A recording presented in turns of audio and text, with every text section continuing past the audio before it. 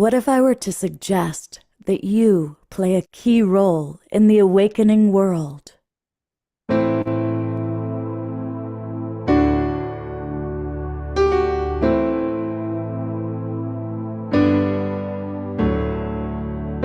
that you are watching this because you have heard the call.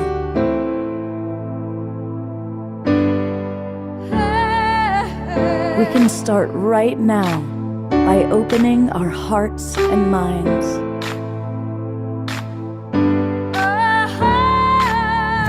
Welcome to the awakening world.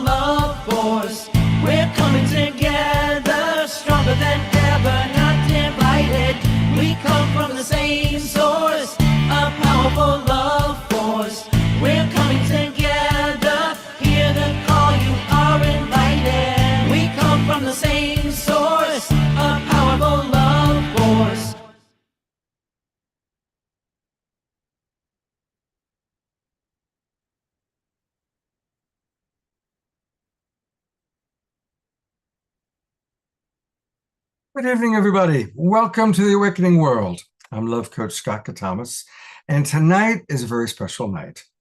It was 6 years ago today, April 4th, 2020, that my friend Deborah Giusti and I hosted an online event to raise money for our friend Fantuzzi. I'm sure many of you know the twos.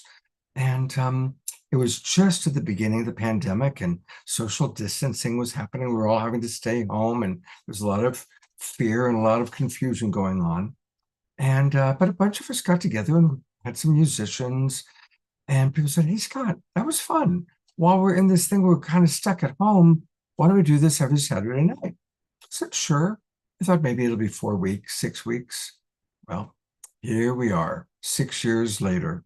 And we've done hundreds of shows, and a beautiful community has formed. The Global Peace Tribe. I should actually put on my Global Peace Tribe background. There we go. And so tonight's a very special night. And as a result, we've got an amazing lineup of people, a really great group of friends. And I want to just acknowledge so many of the people in our Zoom room who have been with us. Some of you all the way back to the very beginning, or certainly those first few months. And it's really quite beautiful. So thank you, everybody. A big welcome to our friends watching on Facebook and YouTube, and also anybody who's watching the recording of the show. Well, it also is Easter weekend, and spring has sprung, and it's an incredible time of resurrection, of spring renewal, of new life. And tonight we are previewing and celebrating the New Living Expo, and we'll be talking a lot about that. Most of the presenters tonight are going to be a big part of this year's New Living Expo, including our beloved Alan Steinfeld. And Alan, of course, is Mr. Making Contact. He literally wrote the book, and he's going to be updating us on what's happening in the very ever-expanding UAP disclosure world, and also telling more about what's happening with the New Living Expo. And speaking of the New Living Expo, we also have Joan of Angels. And Joan is a very strong compadre, both of our Global Peace Tribe and of Neil Gar, the new owner of the New Living Expo. And some of the other New Living Expo friends that are going to be both at the Expo and with us tonight include Darren Starwin. And of course, you've seen Darren on the show before. And here's somebody that everyone who sees her loves her. Viviane Chauvet is with us.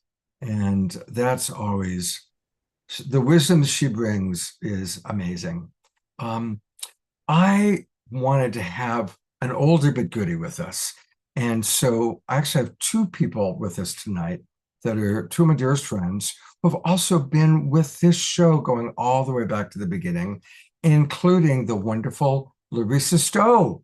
And we're going to get a little tour of Larissa's amazing property, Shangri-La, where Alan just did a retreat. We're going to hear all about that. And we're going to get to hear Larissa's lovely voice. So people have been asking for you, Larissa. So those of you who asked, when is Larissa going to be back? She's back. I'm grateful to be here with you, Ellen, and with all these beautiful people in the community that I'm so excited to see.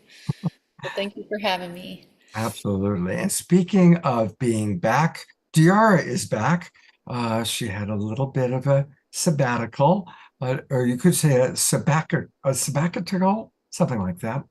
But to get us started, Omashar is still in England, and our dear friend and one of the most beloved members of our community, Eden Amador, is with us. And Eden is going to really set the stage with giving us some wonderful perspective of this time of year and blessing us with a meditation and one of the newest songs from her upcoming album. So welcome, beloved Eden. Thank you so much, Scott. It's such a joy to be here. I'm just lit up thinking about the New Living Expo too, and excited to get to go to that. It's right near me. And I wanted to just start by showing this fantastic background that's so full of aliveness. I'm in front of an ancient figure that predates Christianity.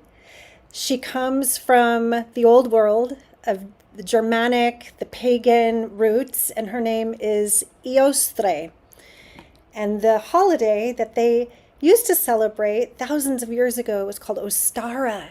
And Ostara also was the celebration of life, of new life, of that bursting forth of color and flowers and bunnies and fertility. So the chicks and eggs and bunnies that we celebrate with on Easter, as we can all remember from being little kids, Easter egg hunting, has been around for a very, very, very long time. This moment on the planet has been celebrated as a moment of resurrection from ancient myths that also predate Christianity that many of us may not know. One of the oldest myths known to humanity was found on 3,000-year-old stone tablets from ancient Sumeria, which is now, let's send that area of the world lots and lots of love. That is where Iran is right now. So the oldest myth known to humanity speaks of the goddess Inanna and her descent into the underworld to then be resurrected once again after 3 days of darkness, where the whole world was in grief and shadow because she was known as the Queen of Heaven, the third brightest object in the sky, which we know as the planet Venus now. And when Venus went Kazemi with the sun, everyone was mortified. They had to understand, when will she come back and where has she gone? And in her myth of resurrection and ascent from the underworld, she arises in her wholeness and her wisdom. So these myths of resurrection have teachings, wisdom teachings for us, deep tools. Another ancient resurrection myth is of Persephone, which also symbolizes the return of spring, the daughter of Demeter. In the most famous retelling of this Greek myth, she's stolen by Hades, who falls in love with her and takes her as his queen and bride. There are other interpretations of this myth that are a little bit less grapey, we'll say, where she decides that she is now not just a maiden, but in her spring awakening, ready to leave the side of her mother and journey to be with her beloved. But their agreement is that she will come back to visit her mother. And in Demeter's grief for missing her daughter, we experience the cold, dark days of winter, as Demeter is the great mother goddess of life and abundance. But when Persephone returns to her mother, Demeter celebrates with this: pow, kapowie, life, beauty, abundance, fertility. Another ancient resurrection myth that many of us know about is the myth of Osiris, where Isis finds the dismembered pieces of his body this beloved god of Egypt, of the land of Kemet, and she brings him back together. She remembers him. And in her remembrance and her devotion, he rises, he ascends, he resurrects again. So the greatest resurrection myth that we are living with is that of our master, teacher, beloved Jesus Christ. Imagine Mary Magdalene in her grief at his feet, and then in awe and wonder at his reappearance in the Garden of Gethsemane. This joy, this awe. And what of those who pulled the stone away from his tomb? Was it rainbow body? What happened? So this myth, we are still in the awe and wonder of this resurrection myth. Easter holds teachings for us. So I ask you, beloveds, what are you here now at this powerful turning point, this turn of the wheel between spring equinox and Beltane, famous, potent points of celebration for millennia? What are you resurrecting in your life? What are you celebrating and bringing back from the darkness? What are you willing to reclaim or to create anew? And just feel that potency this time of year in the Northern Hemisphere to really cultivate the magic, the fertility, the abundance, the energy of this time. And so to assist in this, I'm going to invite that we go inward and we really feel that. So let's use our powerful tools of our own beautiful body temple and bringing our hands of light together, just rubbing them for a moment, sparking light and life and heat, honoring this body. And then we're going to close our eyes with our hands pressed in front of our own sacred hearts and bowing slightly towards our hearts as we take a deeper breath than usual, really filling the lungs like the wings of the heart. And as you breathe out, allowing a sigh of release, landing in the here and now. 2 more deep, resonant breaths. And on this last deep breath, relaxing the jaw, relaxing the shoulders, coming into the space behind the hands of light in front of the heart.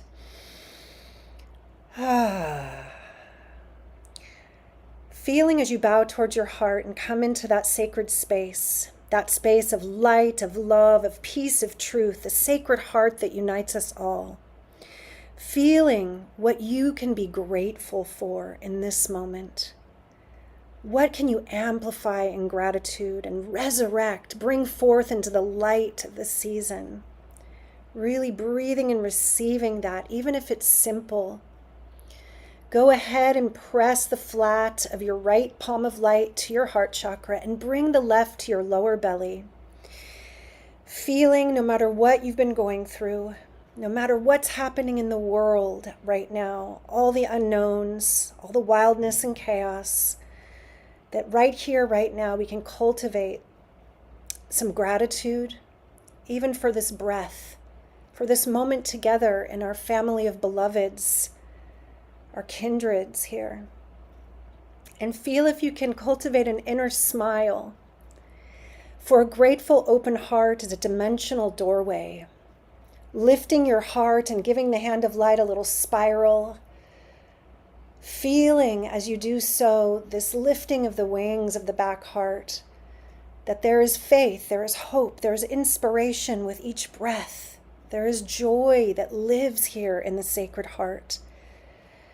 And as we feel into the depths of the heart, imagine a little sun. Imagine a sun that is rising again in the east. When we hear the goddess's name, Io star, embedded in it is the word Iostre, which means east. For the sun, when it sets, disappears into the underworld. And when it rises again in the east, it's resurrecting life and light. And feeling the sun in your own heart, expanding its rays for that which you care about. Perhaps for the earth, for the children, for life, for your friends, your family, for the awakening of the heart of humanity. Feel that Feel the love and the care and the devotion that has brought us together in the awakening world. And feel how you are held in this web of light and how we are not alone. Allowing another deep breath to take this beautiful energy down your central channel, opening up the root and rooting it down right through the chair and the floor of where you are into the earth herself, as if we are all like beautiful beams of sunlight penetrating into this Mother Gaia for all beings. May all beings be happy. May all beings be free. May we all awaken to recognize interconnectedness and unity. One more deep breath and letting the hands of light open just gently onto the lap. And we take one more breath as we slowly open our eyes together. And I bow to you. I bow to you all, beloveds. I'm so grateful for you. Grateful to be here today. I am excited to offer a song from my heart to yours. This is a new song that is a duet with my producer, beautiful Ben Leinbach. Wish he could be here. Hi, Ben, if you catch this later. This is our song that was written as a theme song to my show that's going to be coming out soon, called Lead with Love. So I offer this as a gift, an Easter gift to you. Lead with love. Oh, I need to share my sound actually. Hold on one second. Sharing my sound, and then we'll go into the music.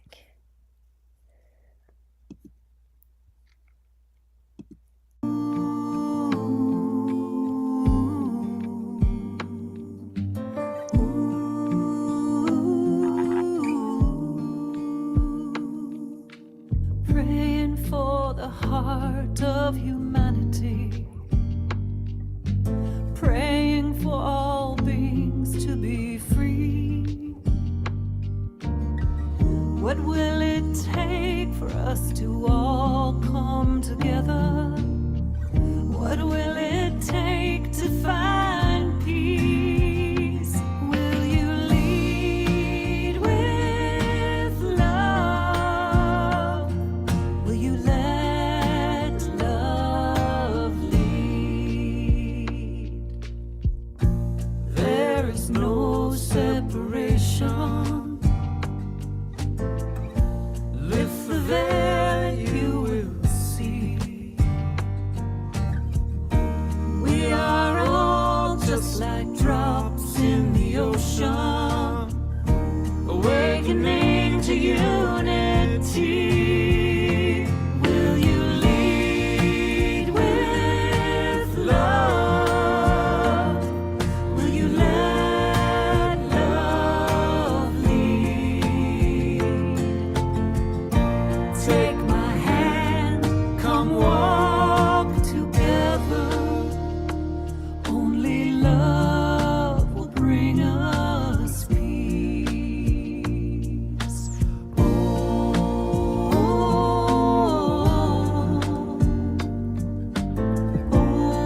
Only love.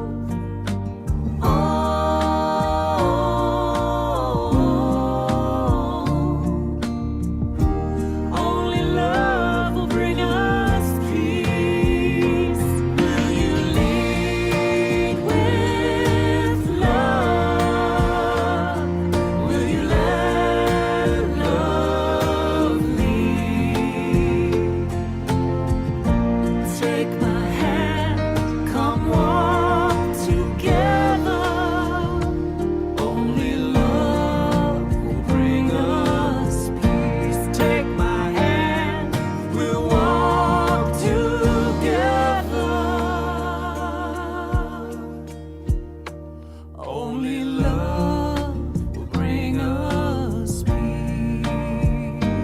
Only love will bring us peace.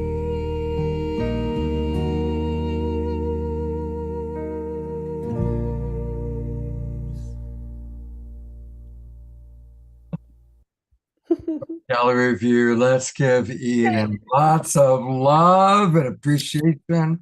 I see hearts flying, and just what a beautiful start to this show, Eden. Everything you shared, the history, the meditation, and that beautiful song. And tell us a little bit about the album and how it's being rolled out. Yeah, so the album has been completed and I'm starting to, it's called drop singles. I'm starting to release songs. And right now there's three of the songs that are out, and the newest we're going to play later. I'm really excited about this one. I get to talk about it later, so I won't say too much. I'll tell you that Lead with Love was not planned to be on the album at all. That was a let's write a little hooky intro song for this show I'm doing called Lead with Love.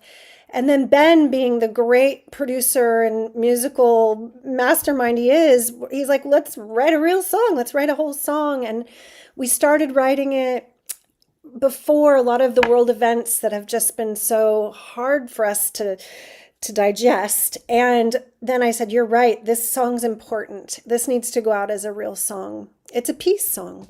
It's a beautiful prayer in the form of a song. So I'm really happy, and I will include it on the album now for sure. And it's also, again, the theme song for your upcoming television show, which we'll certainly be letting people know about as it happens. She's been doing interviews and is probably going to interview some of the people that are part of the New Living Expo, even some of the people you're seeing tonight. And a reminder, you can find all things Eden Amadora on her website, which easily enough is her name, EdenAmadora.com. There it is, Lead with Love. Her theme, her really the way that she lives her life. I'm blessed to know Eden as a friend, and she truly does everything with love. And there's a really fun quiz. If you go to her website, EdenAmadora.com, scroll down a teeny bit. There's this really fun quiz of what archetype you might be. And we all have a divine feminine inside of us. So even though it says goddess, it can work for male gendered as well as female gendered. And then you can learn just more and more about Eden and her beautiful, wonderful offerings. And thank you. You do so much to help us all become the best that we can. And Eden's my co-host tonight, along with Alan. So you'll be hearing from her, and we'll be seeing more from her. Thank you, Eden, for getting us off to the perfect start. You're so welcome.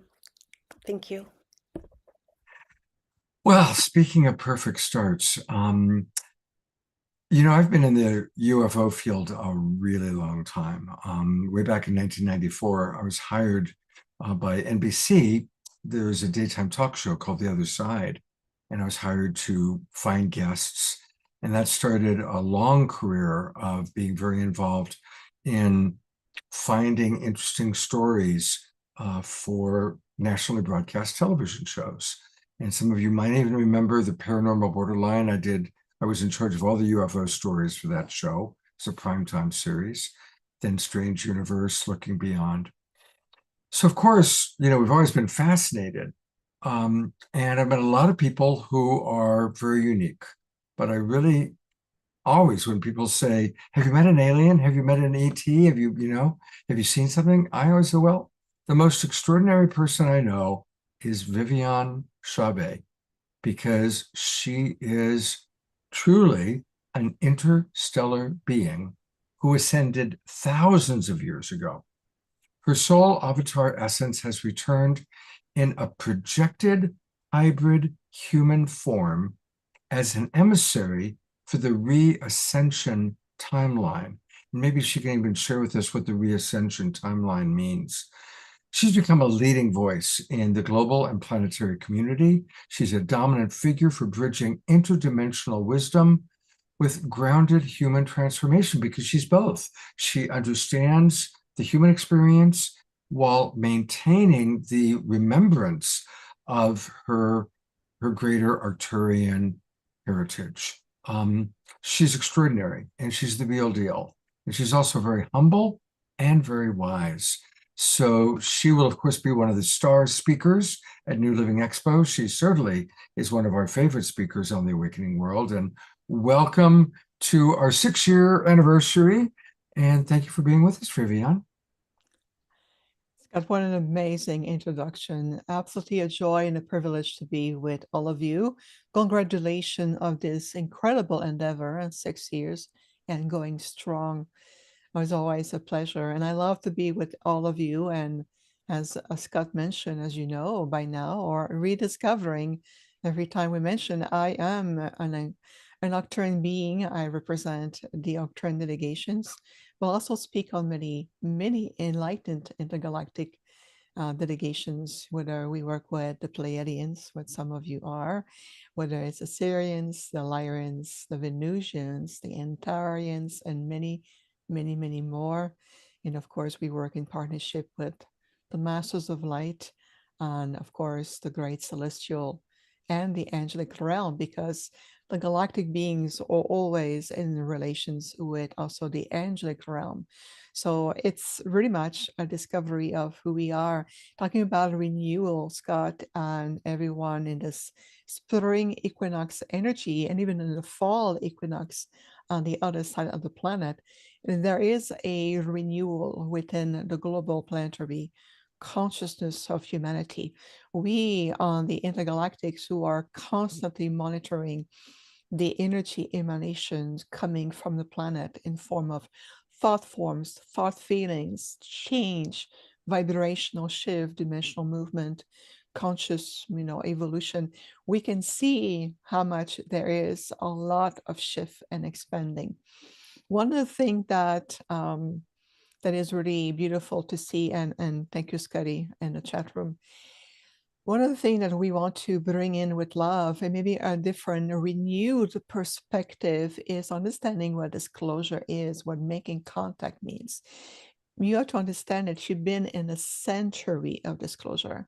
It's nothing new about this year or the next year or the next 5 years ahead of you. You have been in over more than a century, if not a millennia of disclosure. The earth yourself are, we talk about being galactic royalties. You are among the stars. You are an expression of us as much as we are an expression of you. It's a reflection of each other. And this justice, this century of disclosure, it's been an ongoing process. And especially in the last 80 years, if you look at in a point of reference, just in 1947, the revelation in Roswell, that put Roswell on the map, this little tiny town, and the visitation of being from Zeta Reticuli coming in, and the crash and the recovery of some of these sentient ET beings. It's been a cascading effect of awakening profoundly in the psyche of humanity, right in your DNA, the genetic markers of your DNA, right in your heart center, the energy of rediscovering that there is a whole universe that you are a part of, always have been. And I think that you are at that point of re-emerging into a brand new perspective about how you're taking your rightful place among the stars, among so many beautiful sentient beings, whether you call us extraterrestrial, whether you call us star beings, whether you call us the ancient ones, whether you call us your ancestors. It makes no difference to us. For us, it's really about, reconnecting with you. It's about clearing the pathway and releasing yourself from so many preconceived notions, program mindsets, reversal of thought system. Just the last 6 years have propelled humanity in a brand new way of even breathing, loving, communicating.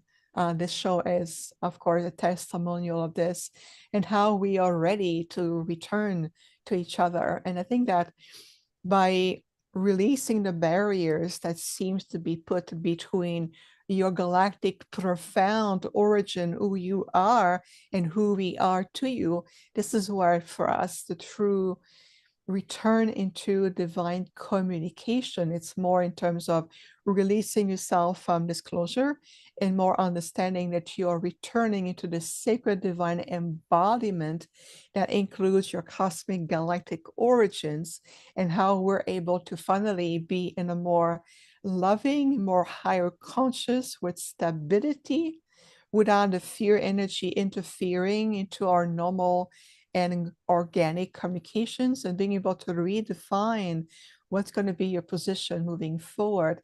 In 2026 is very much a redefining year for this. 2027, it's beyond disclosure because you're already doing it every day. And many of us on the planet have been talking to your galactic star families, whether it's through dreams, whether it's direct communication, whether it's through the remembrance of galactic past lifetimes, whether it's the movement and throughout history. 2027, it's more of a year where without the fear, you're releasing yourself from disclosure, you're moving into a place of awakened, more direct organic communication. It's a year of integration. It's a year where finally everything that you've been working for, clearing the pathway, saying about, praying about, going to meditation, going into global communities. It's a year of reintegration into returning as a conscious sentient species among your galactic families. So I'm going to invite you to look at it more this way. And I couldn't think about anything else so more beautiful, especially right now with the celebration we're in, the spring energies, the renewal, the opening the field, and releasing old preconceived notion, and even how contact is. It's no longer about really making contact. It's about returning into more effective, conscious form of communication. And the invitation from your enlightened star brothers and sisters and the great, of course, Federation of the Star Brotherhood and Sisterhood of Light, it's about communicating with us. Leave our craft behind. It's no longer about looking at the ship in the sky and pointing object. It's about communicating with us. It's one consciousness communicating, reaching out to another. It's about really understanding that we are really much a reflection of one another, and just what you carry within you, who you are, and the star seed on the planet, it knows that this is more embracing and accepting your beautiful natural galactic origins, who you are. This is part of your heritage, and there's nothing to fear. And the understanding that just as diversity of life there is on this planet, imagine a diversity of sentient life there is in a grand multiverse. And so simply recognizing what resonance field you're in, which means that you're going to bring in, how could I say that? Yes, interweaving all together, but from a state of higher consciousness, and understanding that there are different stages of evolution. That maybe some group of beings who may come to you because they are different stages of their evolution, and you're able to recognize it, and how we can, redefine what seems to be the boundaries between one another, but also with your interstellar brothers and sisters. And I think that it's about coming back in that space and you redefining many, many things, what healing means. It's going to take on a whole different understanding that healing is the path of remembrance to your wholeness, that you already hold perfect and in divine synchronicity with you. It's about releasing the control based on old pattern of false security, energy, or structures or perception to the logic 3D mind, and intent is opening yourself to following your soul guidance, because ultimately this is about your soul guidance. It's a soul choice about what you've come to do, what is your path, what is collectively as a species your path, what is on the planetary level the path of this planet as a conscious being, what is the journey of this solar system that is evolving and ultimately reflecting into the Milky Way as a galaxy. So there's a lot of different domino effect of evolution that is taking place, and how everything is ultimately integrating itself into a very, very divine, very distinct a tapestry, a divine design of intelligence. And that design is reflecting in all aspect in all of us. And we on the intergalactic level, we're going to continue to walk the path of evolution with you, to stimulate the best of you, to really embrace you, to help you embody all that you are, and as opposed to be, some fragmented belief system that it may be guiding you in a direction, but we say, let's bring that more into a more universal vision, and you'll see how far more is going to take you. So, we're going to continue to be here. This is why I'm boots on the ground, directly as an ambassador representing the Arcturian on behalf of the supreme hierarchy, the Council of Light, overseeing, of course, the ascension, the reascension of Gaia. She's finally returning into that wonderful, ascended, perfect garden of life that she was designed for. And your solar system is also evolving in following the pace of Gaia, and many of the planets that you see, whether it's Mars, Jupiter, whether it's Venus, whether it's Uranus, and all of it, they already have ascended or shift into higher octaves. So they're no longer in that third dimensional fragmented reality. They've already moved into higher fifth dimensional octaves. And the fifth dimensional dimension or density or experience and frequency, it's just a point of reference, because it's going to be so much more beyond that. But it's just feel for a moment in your heart a sense of embracing renewal, and what renewal really means to you.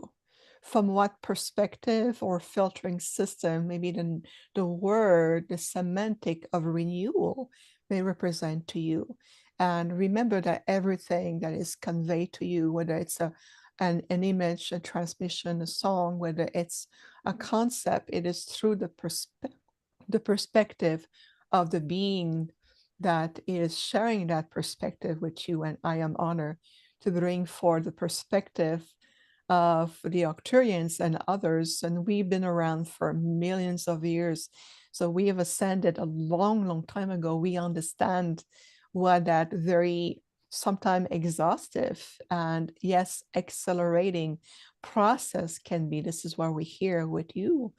And we see also many beautiful being, all of you stepping forward more, and you're redefining like a symphony some aspect, and then you're rediscovering what spirituality is, what being wholeness means, what embracing this embodiment of all that you are to your I am presence, whether it's the shift in your chromosomes or the template of your light body, how your DNA architecture is moving into a more light substance rather than a concept in the physical form. So there's going to be so many beautiful layers of renewal, opening to new perception, and your perceptual field is expanding pretty much so, in allowing yourself. So thank you for being also attentive to what we're sharing right now, whether they're distracting yourself in the chat room.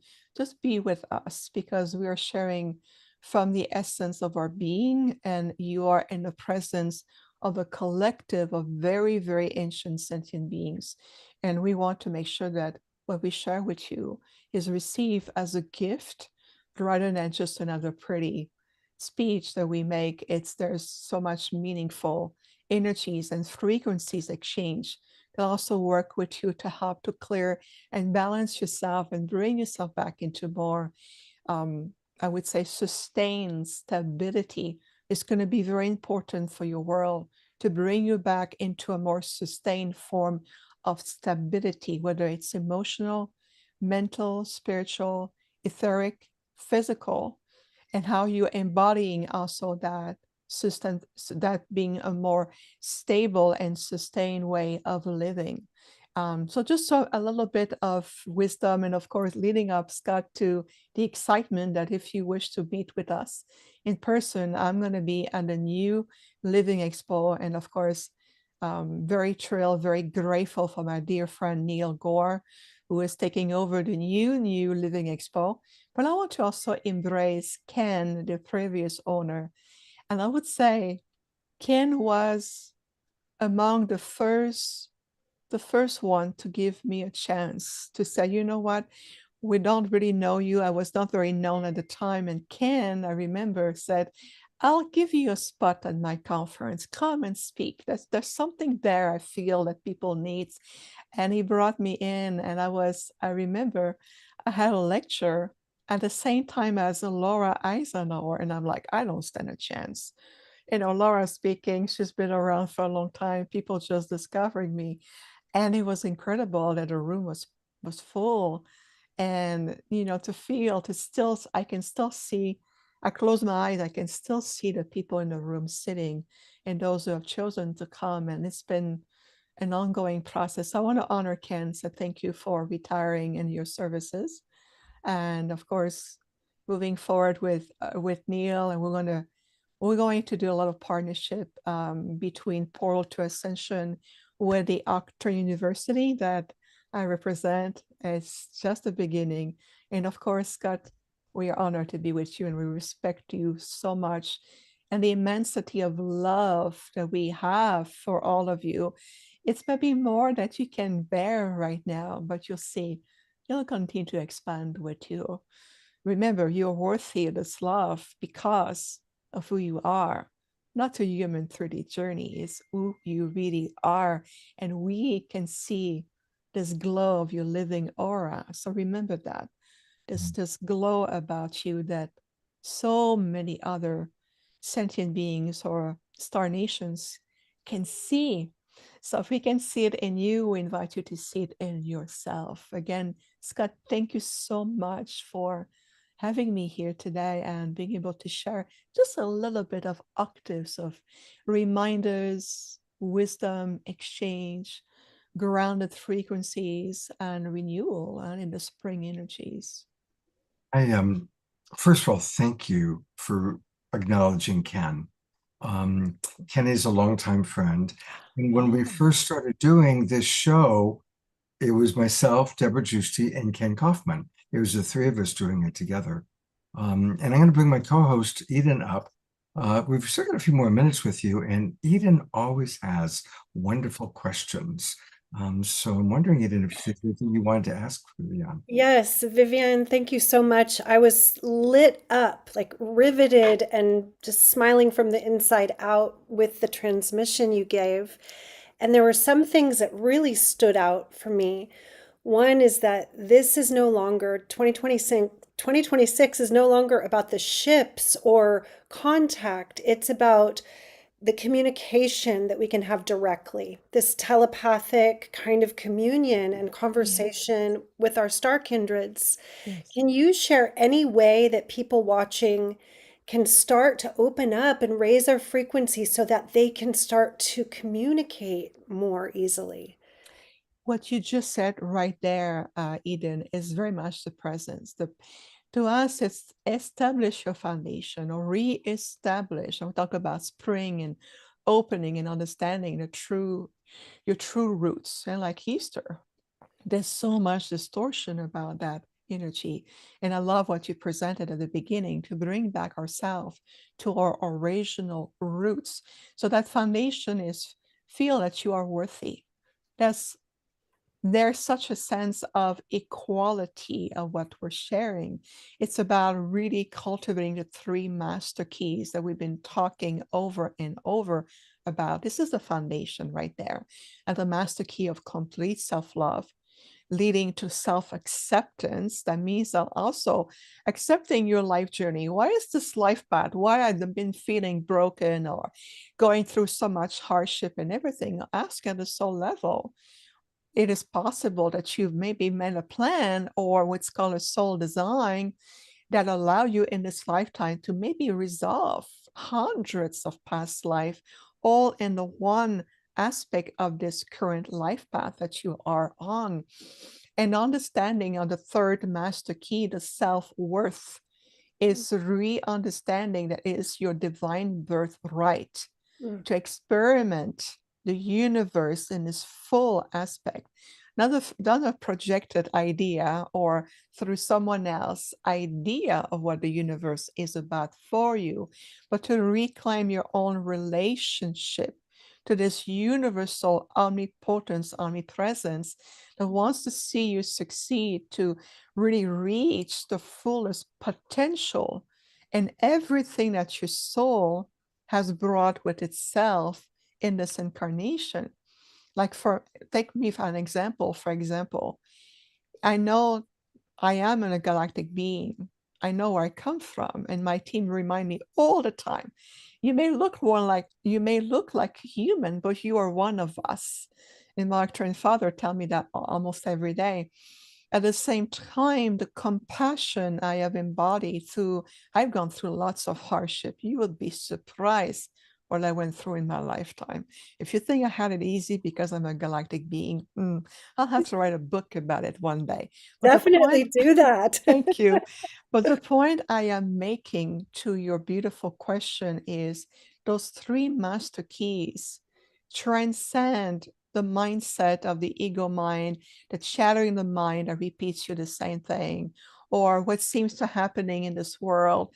If you look at an ocean from only its surface point of view, you're limiting yourself to understand the full spectrum of what an ocean is about and all its ecosystem.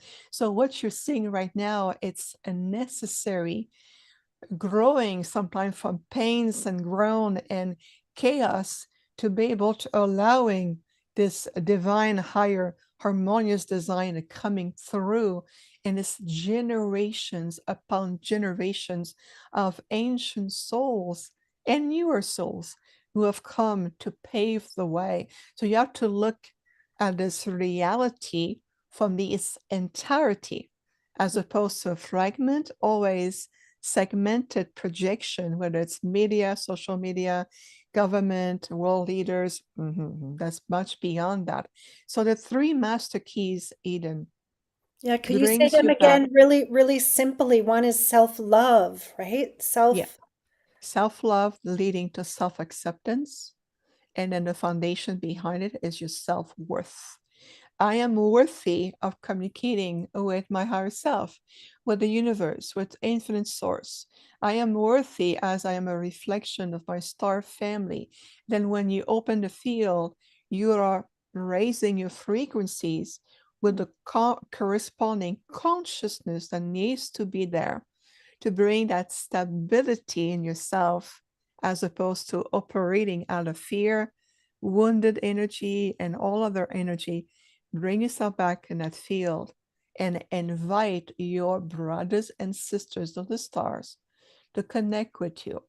Remember, the more you're stable in your frequency, in your vibrational state, the more you're able to open naturally your encoded or imprinted channel of communications. There's no need to learn to channel anymore because you're transcending that. It's a state of natural organic evolution. And that's what I'm here for, to That help is you so with this. beautiful, so powerful. It gives a whole new meaning to unity consciousness for me. It's beyond just the unification of the human family. It's this interdimensional, unified, loving field. This feels like the new age of Aquarius, this inner technology that allows this to happen. Yes, exactly. Amazing. Beautifully said, Eden. Exactly. You're moving into a complete different aspect. So those three master keys, you've heard it over and over. It is more than a platitude. Those unlock anything you want to know. Universe, we can sit with you and talk to you about all of our knowledge. But without those three master keys, there's so many veils between us, and that's what prevents seemingly a more direct aspect of reclaiming your galactic place with us. We have been waiting, you have no idea. There's hundreds and hundreds of us waiting. And those of you who are ready, we've been communicating with the planet for eons. So it's about reintegration with each other. And that's why we see 2027 being that point of reintegration. Mhm. Thank you so much for that. That's so powerful. Will we get to ask Vivian more questions tonight? I hope so. We've got such a full show. I know. I'll So be back another unfortunately, time. she'll be back and she'll be at New the Living Expo. Yeah. Expo. New Living Expo. When are you speaking, Vivian? Oh, thank you, Joan. So I want to start right at the beginning. I set the pace. And Friday, the first day of the expo at 3:15 p.m., I'm going to be giving a lecture, more a lecture. It's an activation. It's an experience in the field with the Octurians and others about the crystalline heart network and how it affects and really open your higher brain functions to the heart crystalline network on the planet leading up to all of us. It's going to be very profound. And then on Sunday at 4:15, I'm going to be closing up the expo, so to speak, with a first and Arcturian eating chambers experience when we're going to bring you in your consciousness on board of Arcturian vessel in the eating chambers with other beautiful enlightened star brothers and sisters. So yes, that's going to be our Definitely look contribution. forward to starting and ending the show with you for sure. And a couple of other things. There's so many comments that have come into the chat box while you're talking, Vivian, really touching the lives of some of our most beloved members like Carol Craig and Dia Therese. And so Scotty Satori says, I love Vivian's stories growing up. It's like a bedtime story. And I also want to let people know, before I let Vivian go, that she's got something very special, and it's her Arcturian Ambassador University. And I'm going to have her talk a little bit about it, but the website, for all of you watching on Facebook and YouTube, go to arcturianuniversity.com. Arcturian, that's ARCTURIAN university.com. And Vivian, can you tell us just a little bit about what you're providing here? Yes, so very quickly, because there's so many beautiful speakers tonight. The Arcturian University is a sanctuary developed and put together by Arcturus High Council. So it's really much a place, a soul sanctuary where people from all over the world join us, and we're guiding you through a series of master classes, gatherings, events. In fact, we just came back from Lumbini, Nepal, for our retreat with the members and the presence of Master Buddha. It's a place of real deep soul evolution. We're taking you to the next level of your reascension, and it's done with so much love, practical guidance, experiential exercises. There's a library of living knowledge that members have access to. People can also join our monthly events, even for a donation if you're going through some temporary financial challenges. We understand that. We also have a free content called the Arcturian Foundational course that we have started, and the podcast. I mean, there's so much there. It is very much a sanctuary with the Arcturians on your sacred journey to your full reascension, basically. Beautiful. You know, Scott, I just want to add that when Vivian does speak and communicate, she is doing transmission. She is doing initiations because her consciousness is from this other realm. So we were sitting at the paws of the Sphinx, me, Joan, Deborah Giusti, and she brought through this transmission, and she sort of collapsed after because it was so powerful and evolutionary. So anytime I get a chance to hear Vivian, I always feel upgraded. So thanks for being here, Vivian. Oh, Alan, thank you so much. I appreciate you and what you just shared. It warms my heart. What we've done in the Sphinx that year, it's something is coming back this year, and the grand archives, the light archives are really coming back finally to the conscious field. So it's just, I'm going to put a little teaser seed there, and we'll explore that another I love time. it. I love that you're starting off the conference, which is huge on Friday, and then like you're part of the completion of the conference. Yes. And that's the ambassadors, the Arcturian ambassadors leading the way. Thank you. We are honored It is to a be of portal to service. ascension, isn't it, Joan? It is a Oh blast. my God, I can't wait till our turn, Alan, to talk about this. Okay. It's coming. It's coming. Hang in there, Joan. It's almost there. Okay. Let's all send Vivian because I know It's she wonderful. she has a dinner, I think. So let's give lots of thanks and love and appreciation to Vivian. Thank you so much. Absolutely. And we look forward to seeing you in just 2 weeks. 2 weeks.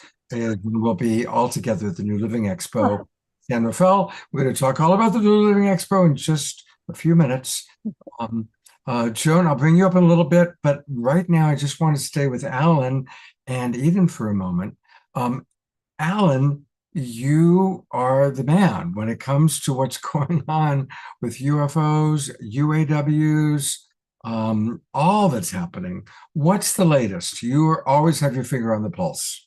Well, I am obsessed with the subject, but one of the latest things is this new Artemis moon launch that just happened a few days ago, and is the first time in 50 years that humans, as we know it, are going back to the moon. They won't be landing on the moon, but they are circling the moon, I guess, just to know that they're there. But there was a video of UFOs around Artemis, and if I want, I can show you a little bit of that. Yeah.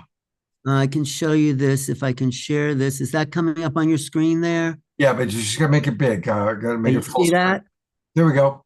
Okay. So this is Artemis from the Artemis window, and these little specks of moving light are well, no one really knows. This is NASA footage. You can see in the NASA logo at the top, and it says on this Instagram, UFOs are surrounding Artemis. NASA cut the feed after a while, but something is checking this ship out. So, that's part of the latest. There's more sightings than ever. Like we said before, me and Larissa and Peter Sterling were out in Sedona we're looking sort of northwest and over Sycamore Canyon, I think it was, these sort of objects, these little specks appeared, but when we were out there on the land, they were golden, weren't they, Larissa? They would show up over the horizon, over the mountain. They would flash this golden light and then fade. Wasn't that remarkable, Larissa? It was really fun. I have to say, I've never experienced anything like that before. And it was like there was so much childlike excitement to experience that Right. together. There was just so much joy, like Yeah, honesty. That's key. I think it's replaced the fear. Like people used to fear the unknown. We are embracing it. So it is a sense of joy and newness. And this is the future of humanity and the earth. I mean, didn't you get that sense? It was so beautiful. I felt like they were letting us see them, and it felt like, okay, we're gonna let you see all of us, and so that we can get even more like in this space of, I don't want to say normalcy, but where it just becomes just something that we're so ready for. And to meet these beings is just going to be like, finally, finally we're just getting to connect and communicate more. And Yeah. it's step by step. I mean, so Peter Sterling had a video that went around the world. I mean, about 5 different people sent me these lights in that same place that we went to, but it went totally viral. And then I called Peter when we were there in town in Sedona. I said, Peter, you got to take us to that spot. He did, and they showed up. So, And we played Peter's video on this show last Wednesday night. Oh, Peter was our guest musical artist, so he played the video, we talked about it, and then that night he went out with the 2 of you, and you all had an experience. So it really is one amazing community, absolutely amazing. And sort of cutting edge. Everything Vivian said, I totally agree with. With disclosure has already happened. What we need is not more information. We need orientation to the phenomena, because orientation gives us meaning, and not the meaning that the government wants us to have, but to fear things, because that's the angle they want us to have. Fear the unknown, fear that. I mean, that's what's the problem with the age of disclosure, was all about fear. And of course, they're in the job of the Defense Department. So like Ram Dass says, when a pickpocket meets a saint, all he sees are the pockets. Well, when the Defense Department meets an unknown object, all they will do is be defensive. But there's a new time coming, and Vivian holds the energy, and all of us out there that night, all of us here on the show are ready for something. All of us going to the New Living Expo. Scott, don't you feel, and Eden, this new moment? I mean, yes, the world is in chaos, and maybe that's the collapse of the old and the beginning of the new. I don't know about that. You know, we use the analogy all the time of the caterpillar turning into the butterfly. And imagine what it's like that for a caterpillar, it gorges itself to death, just like humanity is gorging itself. And it, you know, makes the cocoon, it goes into this gooey stuff. Imagine it must be going, oh my God, what's happening to me? I'm dying.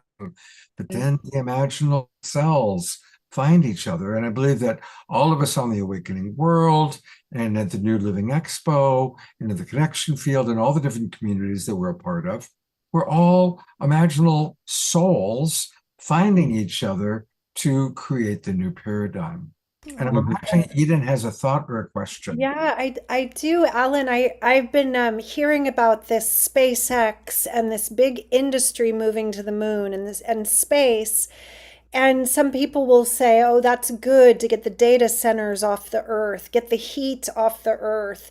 And there could be beneficial aspects to that. I'm just curious, like with this age of starting to interface and having more and more contact, there are kind of these players, we'll call them bad actors, that might just take the same energy into space to, take advantage of space and the way they have the planet, instead of focusing our resources on nourishing and restoring and renewing. And we're earthlings. There's life here. Let's focus on the earth.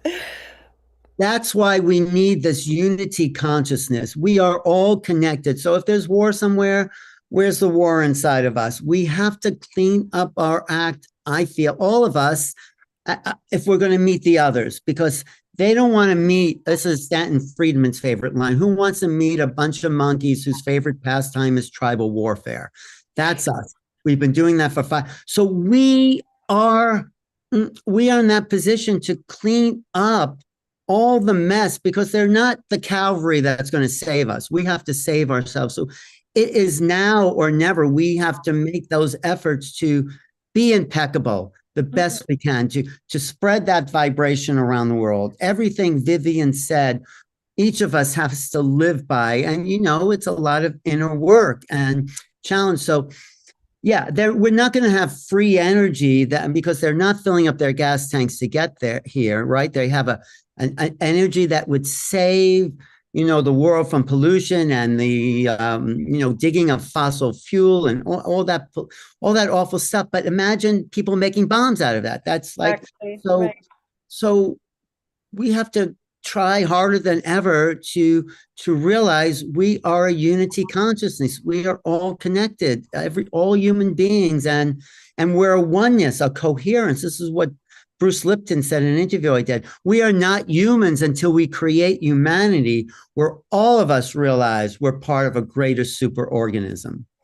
I love what you're saying, Alan, and especially that they're not the cavalry. They're not coming to save us, because I think a lot of people that are looking to the skies are trying to kind of shirk the responsibility on our elder brothers and sisters, right, instead of going on that inward journey. And this is such a crucial awareness that you're bringing. Thank you for that. Well, it's like your mother said. Look way back in ancient Greece. In the ancient Greek plays, there's something called Deus Ex Machina, which was quite often the Greeks in the plays, they would reach this point where the humans had just screwed it up and the gods would come in and save the day. And it's human nature. We want dad or a bigger, older figure to come in and fix it. It's so perfectly human. And I see it as a love coach in people's relationships. They're looking for someone to fix it. So we have to have empathy for that part of our human self that feels sometimes like it's just too big for me to handle, right?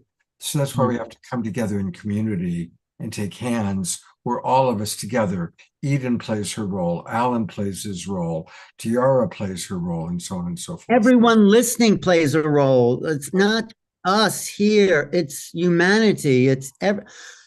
Uh, we are in that position. Like, your mother used to say, you're not getting company until you clean up your room. Well, that's sort of like this. Right. But I think they are making sure we're not going to blow ourselves up, hopefully, but everything else we have to take care of, Yeah, and that we should do a show on that. I want to stay with the agenda, which means we're almost going to talk about the Living Expo, but it is Larissa Stowe time. And people have been asking for Larissa's triumphant return to our show. She's been with us from going all the way back to the very beginning. I think, Larissa, you were on like our third or fourth one. I think so. It was pretty fun. It Yeah. was like there were so many beautiful people on that show. It was incredible. It was an incredible time for us to come together. Doesn't Like- Larissa do the opening music for this Awakening World, Scott? Isn't that her song? Her song was the opening for Saturday Night Alive, the Global Peace Tribe. That was her opening. Her song was that for a good 2.5 years. And then when Deborah, bless her, retired, and I switched to calling it The Awakening World, we created a new trailer using Kristen Hoffman, and that's the song you hear now. But Larissa has been the voice of this show for a long, long time. And during the 6 years, when I first started talking to Larissa, she had this vision, creating community, finding the right land. And over the past 5 years, this amazing journey has taken place where she thought she found the land. She found the land. She and her husband bought the land. They built on the land. And we're going to start holding retreats here. And lo and behold, you've just experienced one of those retreats. Well, I have to say, being in that place feels like royalty. Everything is so perfectly placed. It's like it is a sacred space with Larissa's intention into every little speck of dust in that place. No, it's so perfect. It's so pleasant to be there. And we had a great time, Larissa. Thank you. And, It was so much fun. And people, your group was just full of so much wonder, like the laughter that was happening, in Shambhala Hall. It was just, it was fantastic. Larissa sang us a Passover song, Adonai, which is, I've never heard you sing that before. It was really set a holy atmosphere. So thanks for doing that, Larissa, too. Alan, I'm going to remove you and I, but we'll be back with Alan and Joan of Angels in a few minutes, because I want to give Larissa a chance to kind of catch us up with what you've been doing and all about the growth of Shiloh, her beautiful retreat site. Tell us and maybe even give us a tour. I'm excited to give you a tour. It's been quite the experience. I mean, when you first were here, Scott, like all those years ago, that was in 2022. Yeah, Thanksgiving time. Right? Before we actually signed the final papers, it was you all were coming through.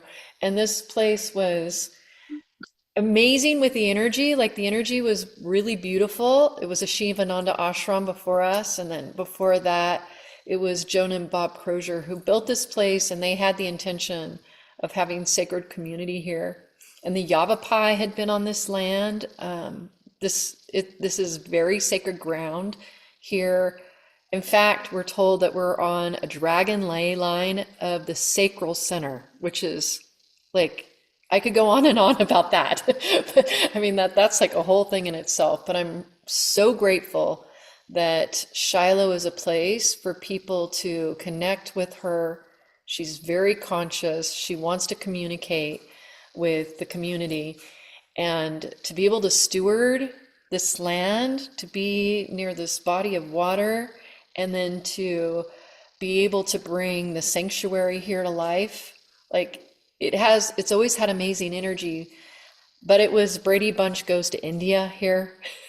To be honest, we had like the orange shag carpets and the orange Formica kitchen and the really dark cabinets. And in my heart, I just wanted to create this space with our community where anyone and everyone who walks through these doors will just get an experience of just being like elevated and receive a beautiful transmission just from the space itself. So we've done a lot of work on it, and I would love to just bring you all around if you'd like to see a Let's bit do it. Absolutely. of, okay? Um, okay, so I'm gonna take you around. Now I'm sitting on this couch. Now you're gonna see behind the scenes as I get up. It's kind of amazing, this little area.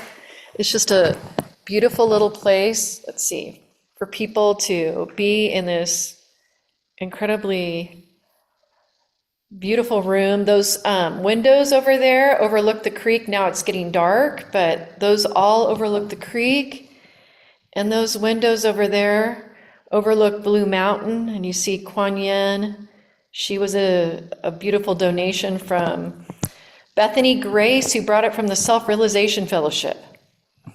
And as I turn the camera this way, you can see this is where people enter into the sanctuary, and there's this amazing, I should have turned on the light there. I see it's usually backlit, but that's a beautiful dragon stained glass, which represents our beautiful community. We call this the home of the dancing dragons, because everybody who walks through these doors, I am absolutely positively sure that you all are dragons that come through here, being in some stage of awakening with the Kundalini and the life force energy.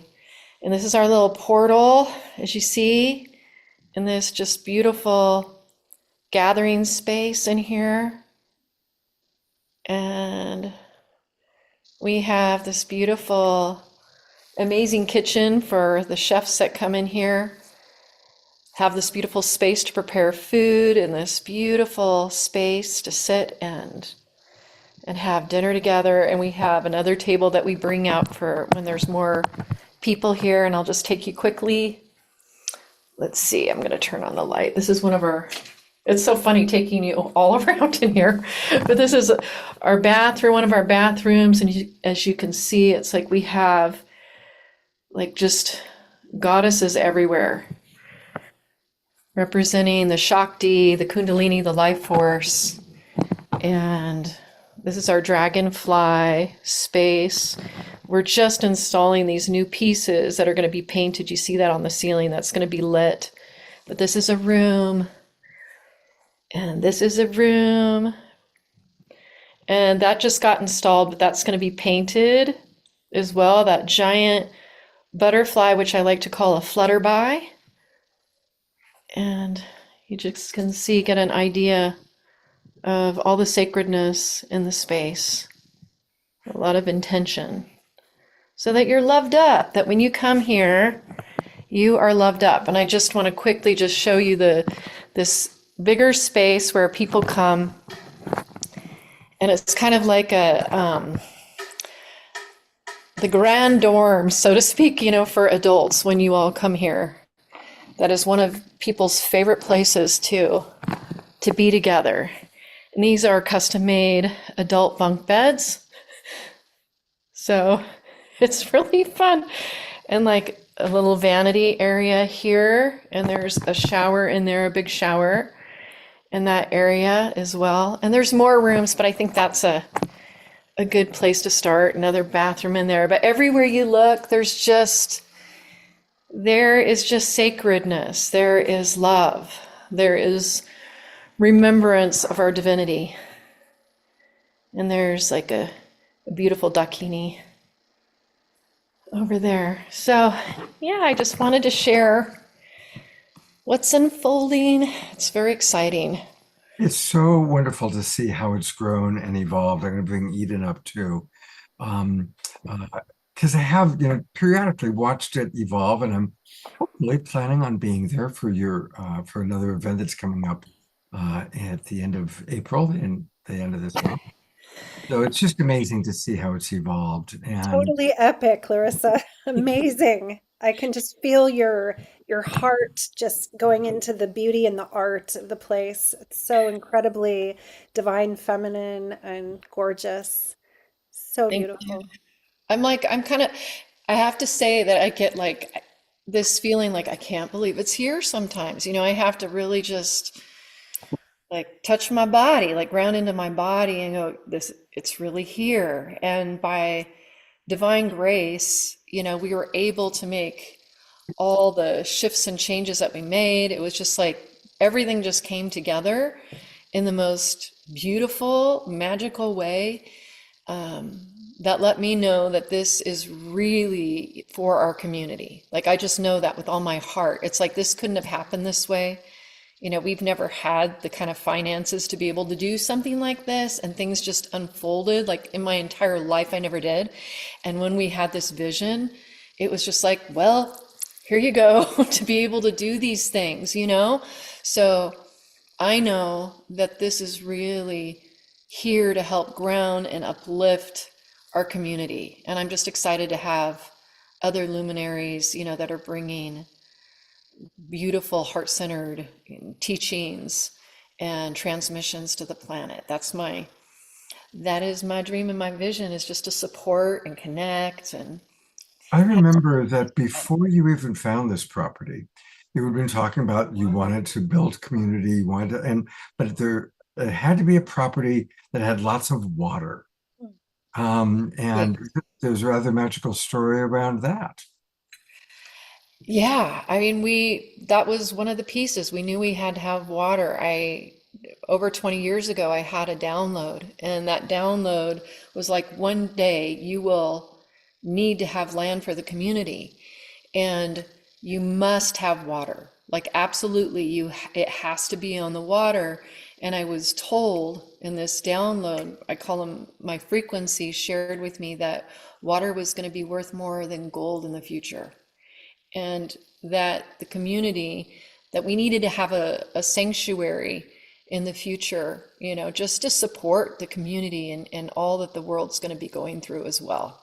So yeah, it's amazing that we have this water. We have to kind of drive through water to get to Shiloh a little bit. And in the past, I was like, we have to have a bridge. But honestly, like, now that we've lived here, I feel like that water is also an initiation to go through every time.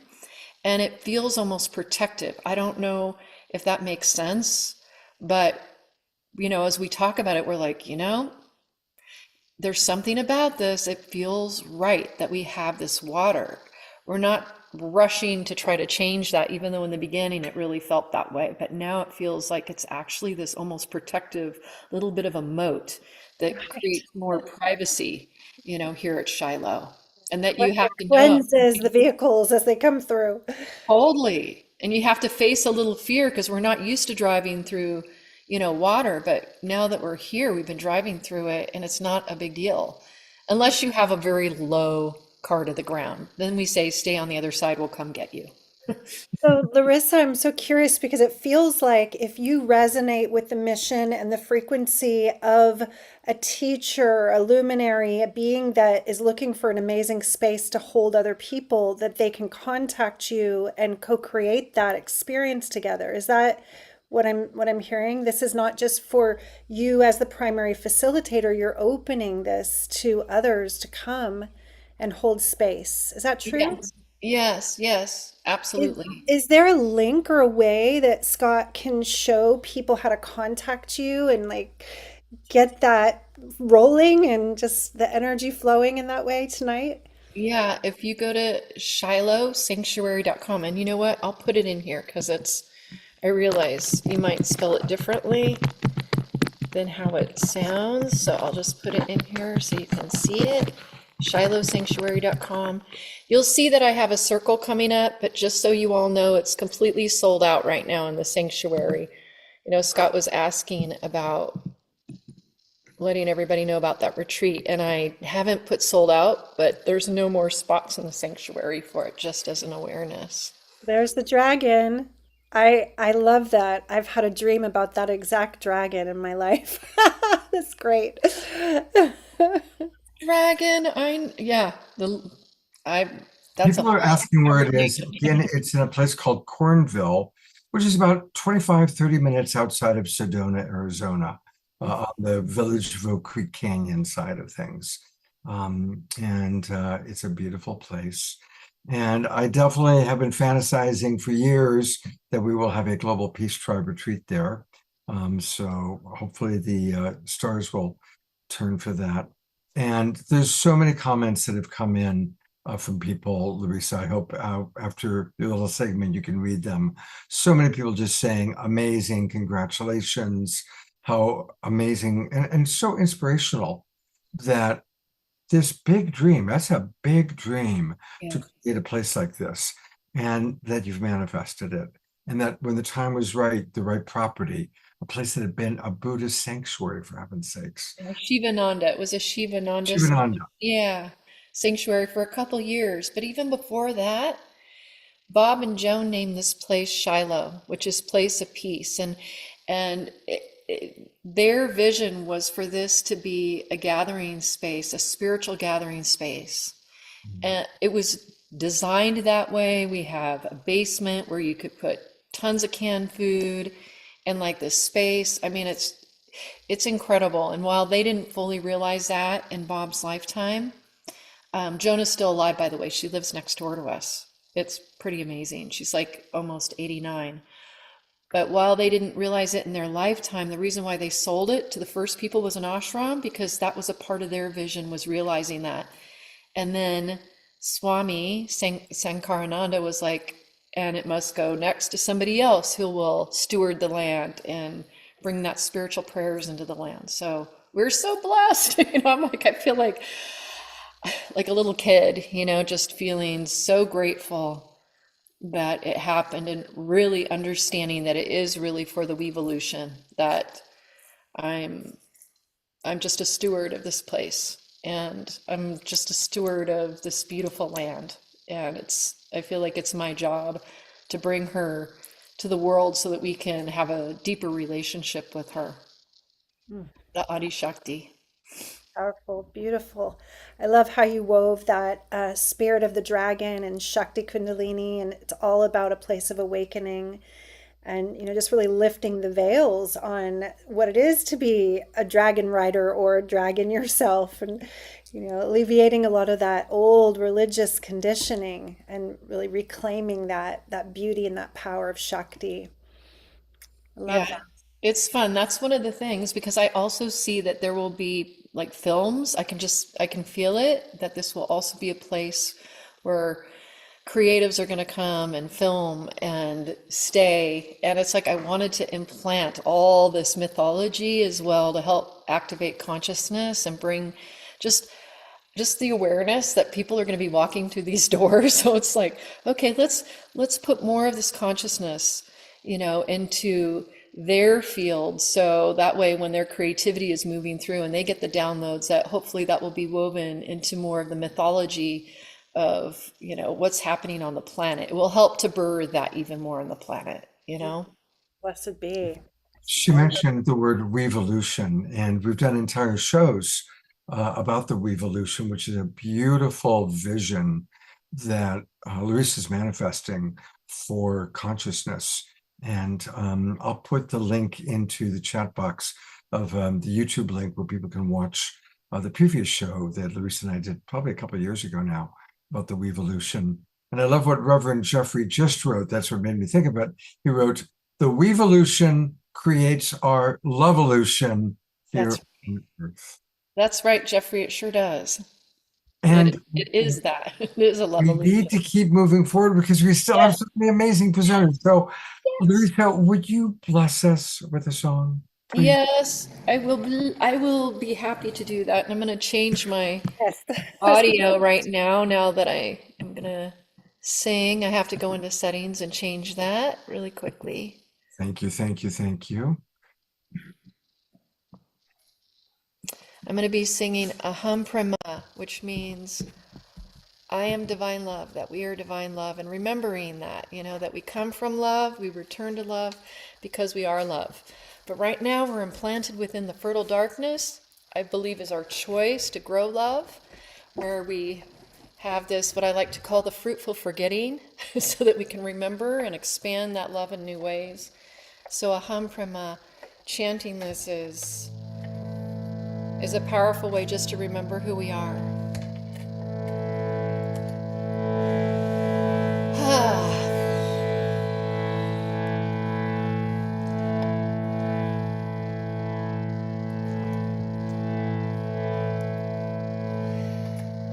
The universe is in my womb.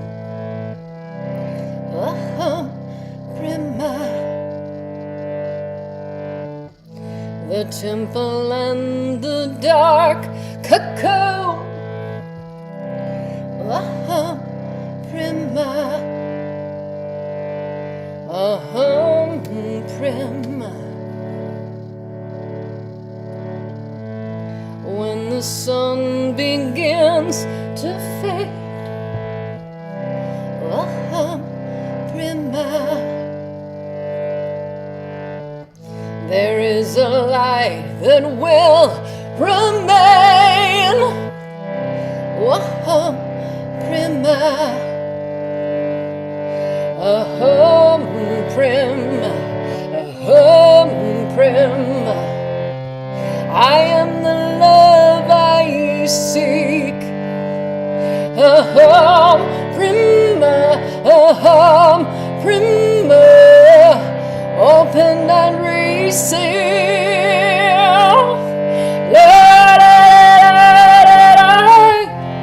Aham Prema.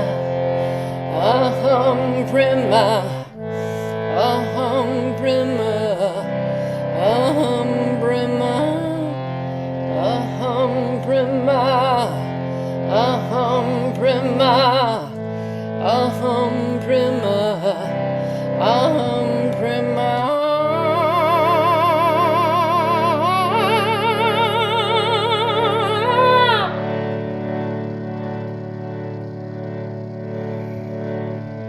The dance of breath, the holy heartbeat. Aham Prema. What gives you life will set you free. Aham Prema. Aham Prema. Aham Prema. I am the love I seek. Aham Prema. Aham Prema. Open and receive.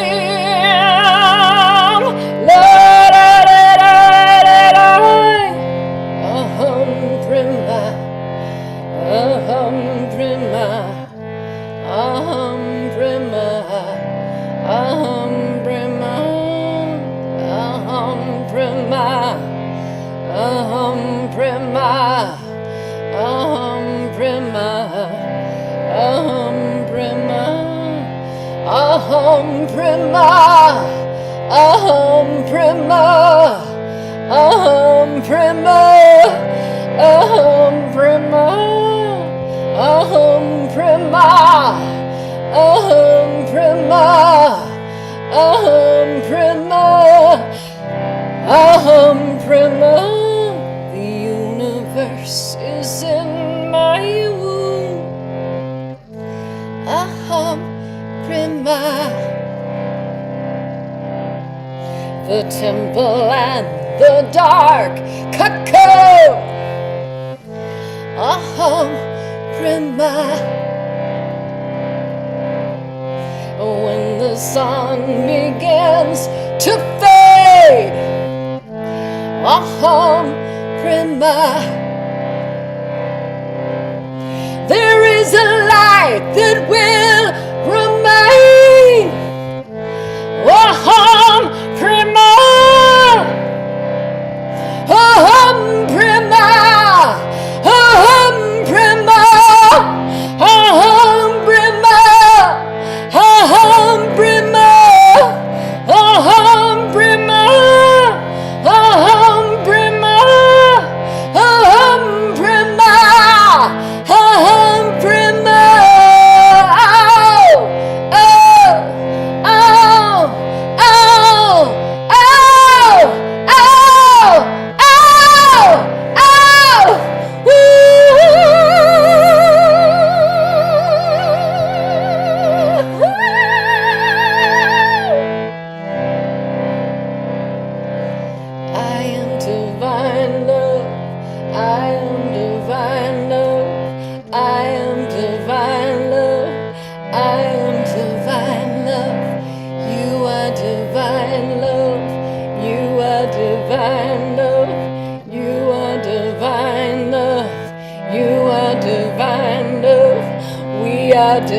divine love. We are divine love. We are divine love.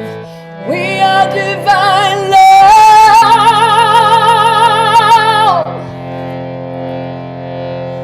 Ooh. Ooh.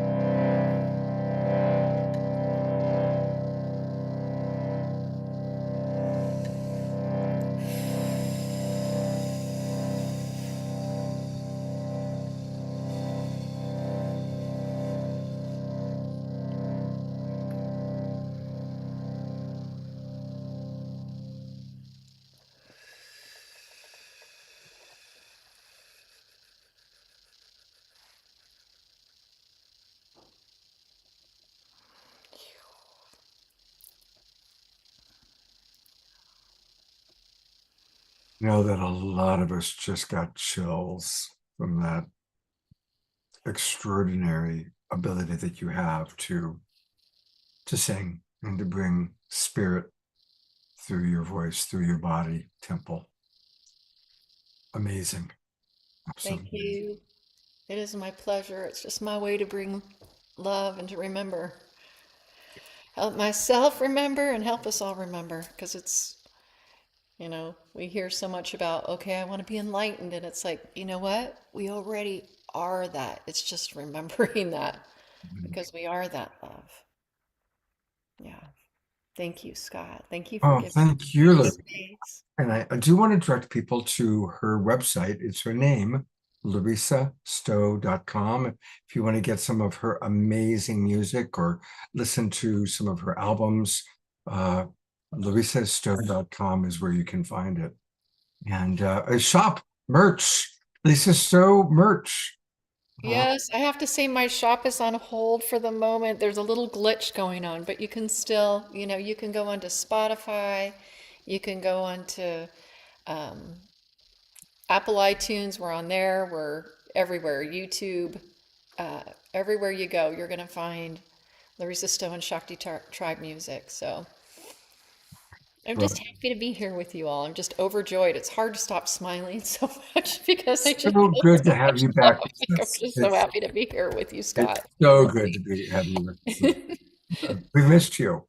And people, I missed you too. I missed you too. And it's so good to see everyone. It's so good to see you, Eden. And I'm just overjoyed that Alan is here and Joan is here and Diara is here. And it's just like everybody and the whole tribe. I could go on and just, it just brings back. And we talking about the expo, and I'm like, I'm having FOMO right now because I'm not going to be there this time. But I love Neil, and the last time I think I saw Alan in person before now was at Portal to Ascension, and also Joan was there too, when Shakti Tribe did a concert there. So But you know, Scott, I'm not saying we should stop the show, but I just want to be with that moment, that Larissa, that final note, and if I could be with that for like 10, 15 minutes, I'm not saying we should, but it's just like that resonates so much through my body and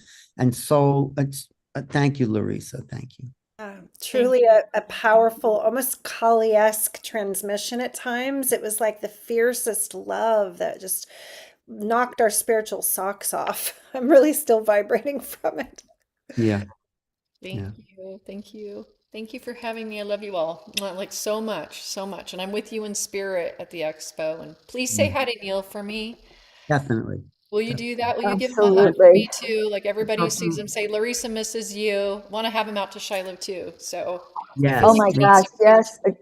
a We'll, great we'll do, PTA retreat we'll do a there. portal to Ascension retreat there. I'll tell them about that. Yeah. Absolutely. Yeah, I would love that because I miss Neil as well. So that would be fantastic. well, speaking of Neil and the expo, this is a good moment for us to play this little video, You're gonna have to wait. which will introduce our audience The world is changing faster than ever before. And within this evolution, It's not moving, Scott. is rising. The, The new the living video, You're not hearing music? we're hearing it, but it's not moving. The video's not moving for some reason. Well, no, that's, yeah, it was moving on my end. Now Hmm. that's very strange. Try it again. Try it again. Yes. Okay, well, you know what I do? I closed it. So, Alan, I've got to go back and find it from where you sent it to me, Alan, because I Oh, you want me to, okay, go ahead. Yeah, it was just not, and see what. okay. The world is So, screen share. Here we go. Come on, you can do it. You can do it. You can do it. Okay, there we go. changing faster than ever before. And within this evolution, a new consciousness is rising. At the New Living Expo, thousands gather to expand consciousness, explore new conscious technologies, ancient wisdom, and the future of human potential. Immerse yourself in 3 days of heart-expanding wisdom and mind-binding awareness, with over 90 speakers sharing tools to awaken your highest potential. 125 exhibitors, 3,000 attendees, awakened souls unite in one powerful weekend of learning, healing, and connection. Experience transformation, connection, and the next chapter of human evolution. It is time for humanity to awaken. Join us at newlivingexpo.com. There we go. So this is where you get to, let's start over to Joan of Angels for a moment. Welcome, Joan. She, of course, has been on the show many times. And I think I've known Alan the longest. But Joan, I've known you a long, long time. So tell us about what you want us to know about the New Living Expo. Well, I think I'll start for a second. I see it as a gathering of ancient times, mystery schools. Last night when I went to bed and I was thinking about what am I going to say to this? Imagine an ancient mystery school that we're all a part of, and we're coming back together in community. And there's all sorts of lineages, teachers with their ancestry and their lineage. And you, as we all as students, have this opportunity to come together, to dance, to sing, to celebrate, and to learn. And that is really the heart and the essence of Portal to Ascension and New Living Expo, which is a mystery school that's been designed to take us further and to come together. So what I love about working with Neil Neil has the biggest vision. He is such a visionary about the future of humanity and consciousness, and as a teacher and as a school. So I think that's what we're offering, and so many unusual things that are happening this year.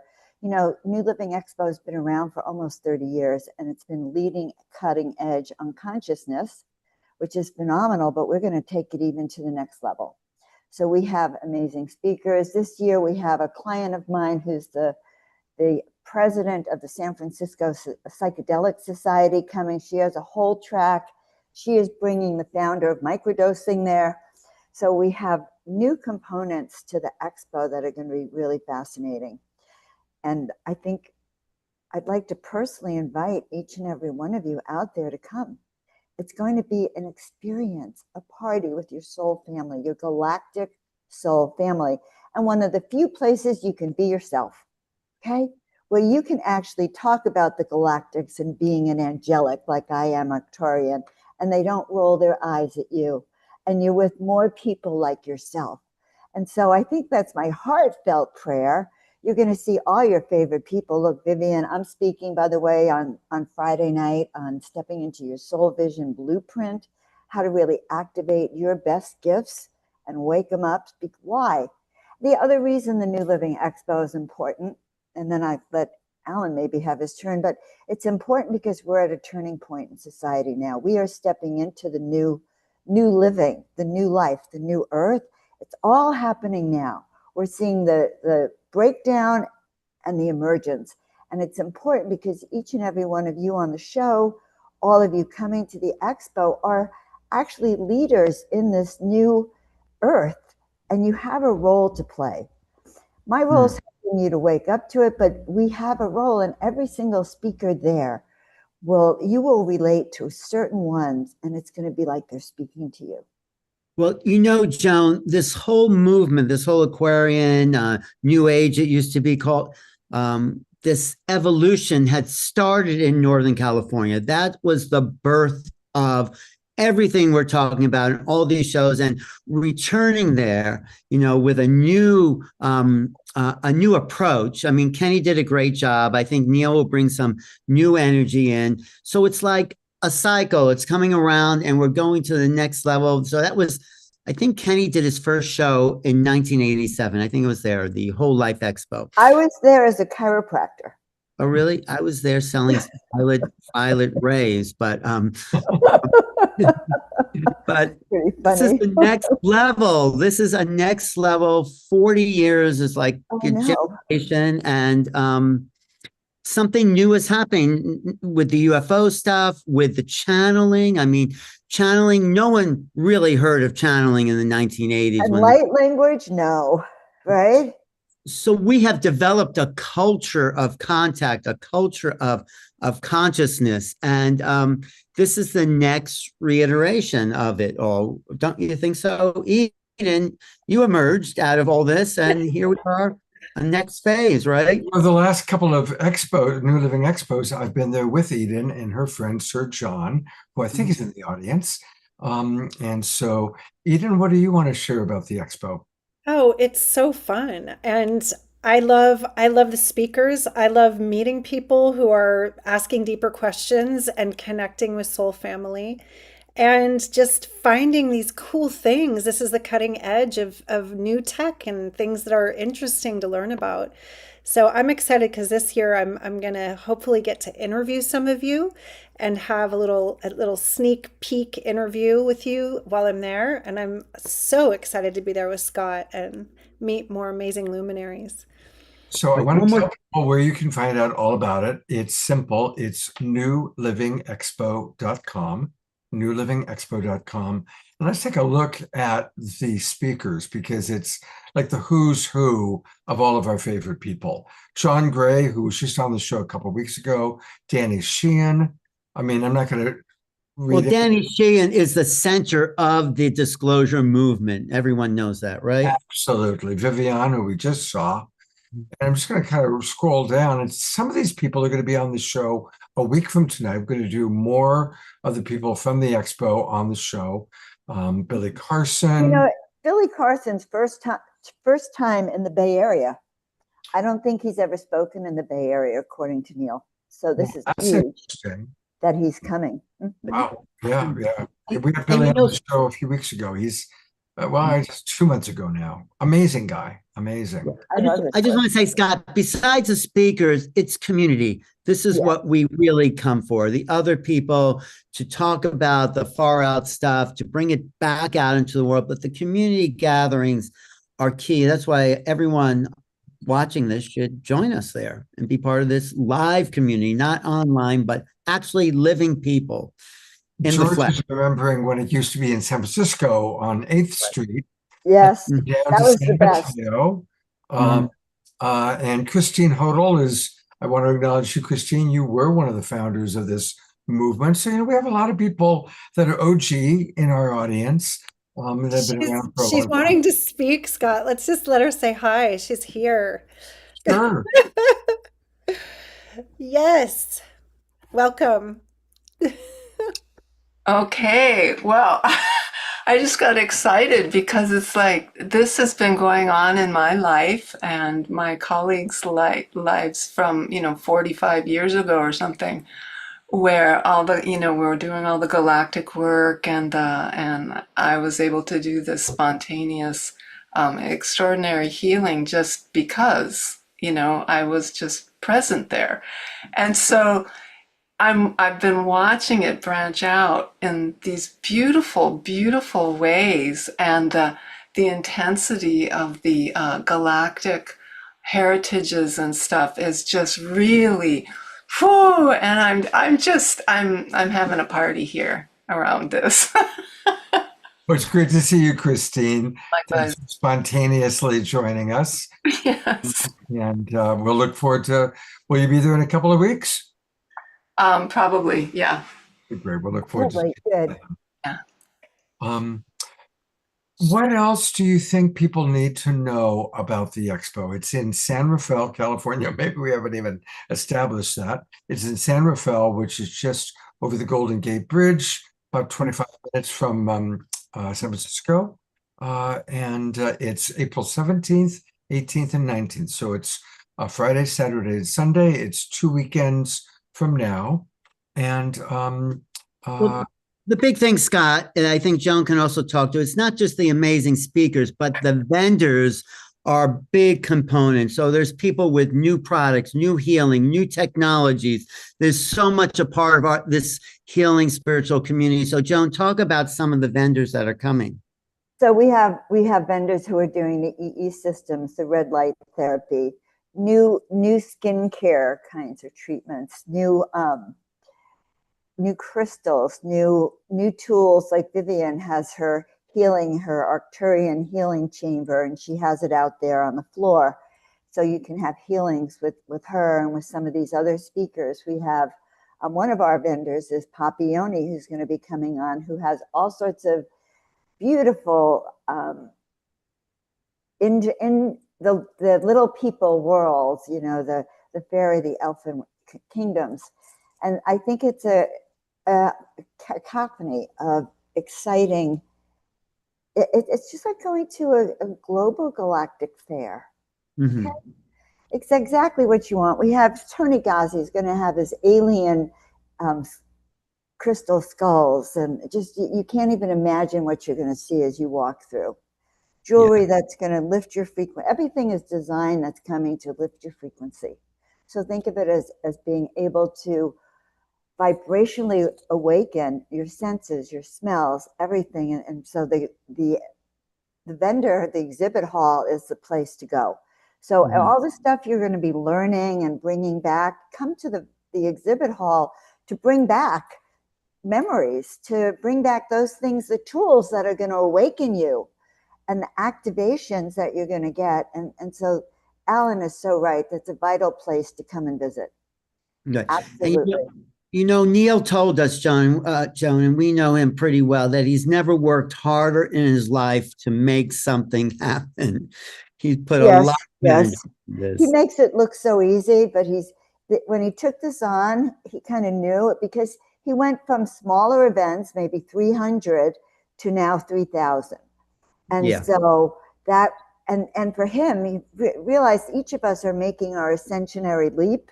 Well, the New Living Expo is kind of one of Neil's ascension leap into the next level for him and what he's bringing to the community. And what he said to me is, Joan, this is my way to be able to give back to more of the community, to take care of more people, to have more speakers, to bring in more abundance to the community. And that's really his heart. And so Alan and I are sort of representing, we do this often. I love being on the show with Alan all the time. Actually, we had a show together for a while. I think What was that called? Back. What was Higher Ground with Joan and something Alan. out there. Wasn't it called Something Out There or something? But anyway, Neil, Out of This World with Alan and Out of Joan. This World, right? That was mine. But Neil, Joan and Alan, vendors and musicians. He's a musician himself, so it's going to be entertaining, informative, uplifting, and cosmic. What more can you want? Well, actually, and because we are way over time, I am going to move us forward. We've got Dr. Papa Yonidas, who we're going to meet in a few minutes. But before we bring him on, a good friend of ours who's been on the show many times is with us, and he's going to be one of the primary presenters at the expo. And of course, I am talking about Darren Starwin. And Darren is a quantum catalyst and master healer. He activates holistic health professionals, healers, and meditators to awaken their consciousness as avatars. In a moment, I'm going to ask him to explain a little bit more about that. Through this awakening, and it's really all of the people watching this show, can make their most valuable impact. He helps us to learn how to thrive and help heal ourselves and heal our planet. Darren's written 5 groundbreaking books including the bestseller, Awakening the Avatar Within. He's led hundreds of workshops. He does trainings all around the world. And his newest book is Avatar Master Healer, and that's coming out this spring. So welcome back to the Awakening World, Darren. It's good to have you with us. Well, thank you, Scott. It's so great to be back here and to just feel like bathing in all this vibrational energy that everybody who's been speaking has been bringing through so far. It's a powerful gathering of a lot of transmissions. And I seem each person who comes on and shares, it's not just words, it's direct energetic transmission. And so I've been bathing in that. Yeah. Tell us a little bit about kind of your work, how you help people to really access their avatar self. Yeah, thank you, Scott. Avatar, now people think of it as like a James Cameron movie or an icon on a video game, but the original meaning was really an incarnation of God. It means the highest divine source focusing some part of itself through a human being for a purpose. And the way I see it is that we have so many avatars on this planet already who are just awakening to that truth. And as they awaken, we actually see the world differently. That world you're in actually changes. So what my work really is working with people who are ready to make that shift into awakening to their avatar self. And it's really the most profound shift there is. And I guess it's truly about being yourself, right? Because that's what our self really is. And one thing I want to say about this is that there's so much talk. Everybody's been talking so much about raising vibration and being at the love vibration and the earth evolving. And that's where we are. And one thing that also happens when we raise our vibration is we need to face our shadow side. And the shadow side comes up not as a punishment, but really just so that you can claim your power to a greater extent. And so I feel like, there's such a call right now for spiritual leadership on our world. And it's not just people who are in famous roles. It's like it could be every one of us. And so, what I really love to do, my passion is helping people find their unique form of leadership, where they're bringing through their transmission with less inhibition, less fear, and just more like, here I am, and here's what I have to give. And it's remarkable when that happens. And so one of the things I just feel like leadership at this point has to do with just when the positive and negative experiences come up as you awaken, that you just hold your center and stay grounded and avoid going into collapse. And I think every one of us has that opportunity right now.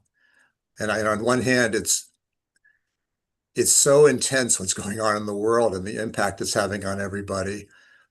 And the more dark it is on the outside, the brighter the light shines for us, for people who are acknowledging their true self. So a lot of this happens through quantum activation.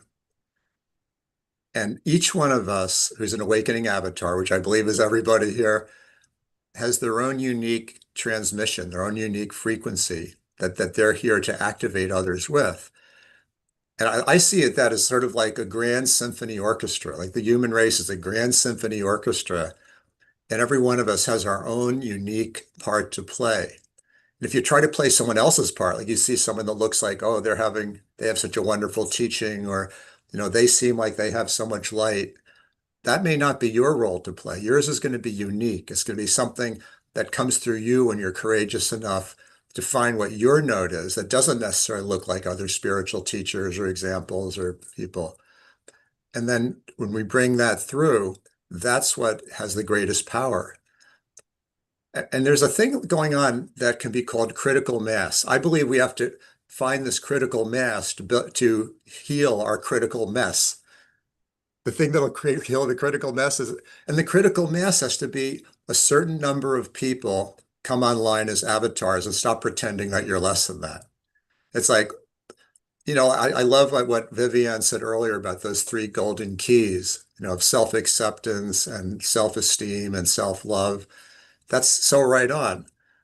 It sounds so simple, but it's so powerful that when you truly embrace those keys And it's kind of like the ugly duckling story, like where the ugly duckling first wanted to be like the other ducks and felt rejected, like I'm different, I'm kind of a freak, until that duckling looked in the lake and saw that she was a beautiful swan and she was perfect being just who she is. I think everybody's going through that process now, and there's a lot of old indoctrination to throw off in order to fully, be in that. Beautiful. Um, Eden, do you have any questions for Yeah, Dr. I'm just finding myself nodding with resonance. Everything you're saying is just so resonant right now. And when you spoke of shadow work, how it's not something coming to punish us, it's Right. this beautiful recognition that it's simply that which we've yet to fully integrate and love into wholeness, to remember our wholeness, right? Those splits and fragments from childhood wounds, from indoctrination, that we feel shame or not enough, whatever the story is, it's Yeah. actually Mhm. the way to embody your full spiritual sovereignty and radiance is through that embrace and that integration of shadow. And if the people that are in power now did some shadow work and actually went through an initiation, we have a lot of uninitiated people Right. running the world, right? If they actually were willing to face their shadow, the whole world would shift radically. So we're doing it collectively rather than waiting for these supposed leaders to take us somewhere else. It's about us doing the shadow work. What you said, Eden, is such an important point that isn't talked about enough.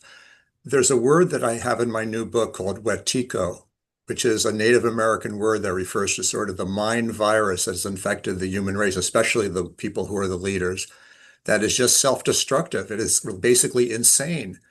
And yet so right now there's this major decision point, and that basically in order to but when we point at other people, like point at the people who seem to be doing so much horror, you're missing the point that all that is within us too. We all have the light and shadow inside of us. So I have to find the Wetiko inside of me, like the male chauvinist inside of me, the unawakened person who, no matter how spiritual I may be, I have that in me. So when you're willing to be that honest and that real and really that vulnerable, that's when the real magic really happens. And so I can find that, that dark side inside myself and love that up and accept that and stop running from that. That's when actually my transmission can flow much more. So that's Hmm. what I help people to do. I witness you as an alchemist, as a committed alchemist on a path of inner alchemy, and this is the way. That's such a beautiful thing to witness. Wonderful. Your work sounds amazing. Have we already showed his site? I don't think so. We have not, so Oh, we let's can do it do right that. now. Excuse me, is it possible to offer like a 2 or 3 minute activation on here? I think that would be wonderful. So since she mentioned it, here's your site. And why don't you tell us a little bit about the gift that you're offering, and then I would love for you to do an activation Oh, for us. thank you. Yeah, I believe in the paying it forward principle. And so I'm a teacher of quantum healing. I lead a school called the Bridge to Mastery Consciousness Institute. And I have these 4-month programs. Mostly the people who come are holistic healing professionals, people who are healers, doctors, nurses, psychiatrists, or people who are in the healing profession that want to take their work to this quantum level, like more miraculous and less technique based. And we have retreats that we do. So what I did is I took some of the best teachings, some of those powerful teachings of quantum healing, and I'm also work with shamanic energy medicine. That's a whole other discussion. That's remarkable, shamanic healing. And I was in Peru last year, and I've done a lot of that work. And took some of the best things and made a course online that I'm giving away for free to anybody who wants to have it. I figure that's the quantum way. So there's a URL. And Scott, can you put it in the chat? It's avatarmasterhealer.com. It's in, That's not my main website. That's separate. This is actually a special URL to get the free gift. I've put it in the chat box twice in the last 5 minutes. Okay. Thank you so much, Scott. And so if you go to avatarmasterhealer.com, you can actually receive this. It's like a course, a 7-part course with audios and with PDFs and actual live meditations. And so it's a way people can experience this activation of their avatar self and also learn specific methods you can actually use on clients if you're somebody that works with clients. Beautiful. Thank you so much. And I put that in the chat box.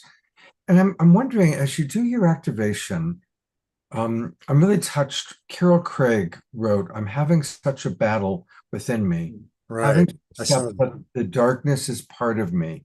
I'm pushing back on that hard." And that's so honest and so vulnerable. And I'm wondering, is it possible for whatever you're going to lead us through to almost address that issue? You know, I saw Carol's message earlier, and I just was touched by that. And I'm so glad you brought it up, Scott, because I was already feeling like I want to address that. Right. Thank you. You know, for anybody here who feels like their shadow is really heavy on them, you know, you're hearing everybody talking about such high, beautiful experiences. We don't acknowledge that part enough. It's not something to be ashamed of. It's actually your noble, sacred duty to walk through that fire and remember who you are in that. So that's this activation is for Carol and anybody else who's feeling like the shadow is getting to them and their path seems difficult. And so I have a little bit of music I can put on, which is original music. It's just a very gentle background, and it should come on just while I'm speaking this. And I did go to share my audio, so hopefully you'll hear something. If not, it'll just be my voice.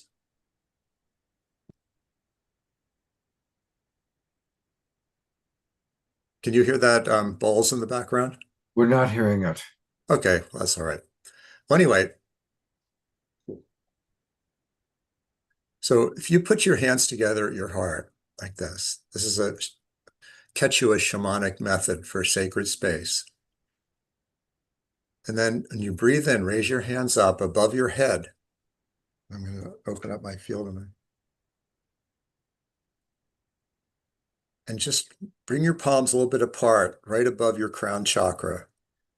And visualize and sense, if you can, this orb of light that's your own divine source energy. It's called the Viracocha.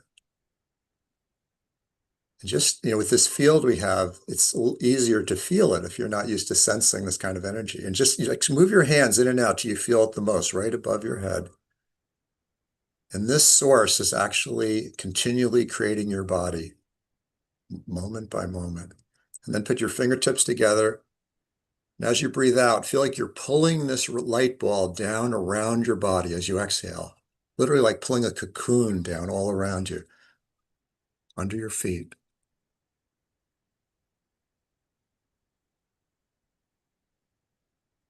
And just see if you can sense a shift just from that one simple action. And then bring your hands back to your heart again. And then raise your hands up again to that same position. And sense that Viracocha. It's also called the 8th chakra or the soul star. And breathe in. And this time, just move your hands toward your screen where all the other people are. You're just blessing them with this cosmic source energy. Just with total love, total acceptance, bringing your unique activation frequency through, even if you don't know what the heck it is, doesn't matter.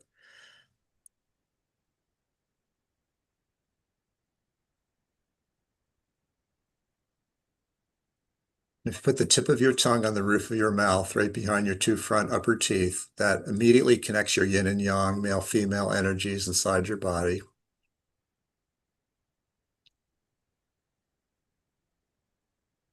And so this quantum activation, which comes from source, is to help each person here who wants it to basically have this epiphany of truly bodily feeling who you really are now, and to lose your fear of the pain and the shadow and the struggles, and to be able to pass the test so that you can stand as an avatar and play your note of the cosmic symphony without inhibition, like Eden does so beautifully. Is an amazing example of that, and so many other people here. and Larissa. And so I'm just going to invite you to, whether your mind understands it or not, just say yes to releasing your unique transmission while staying very grounded in your body. This is not about going out of body or astral traveling, very grounded, just from in your power, just release and share this energy.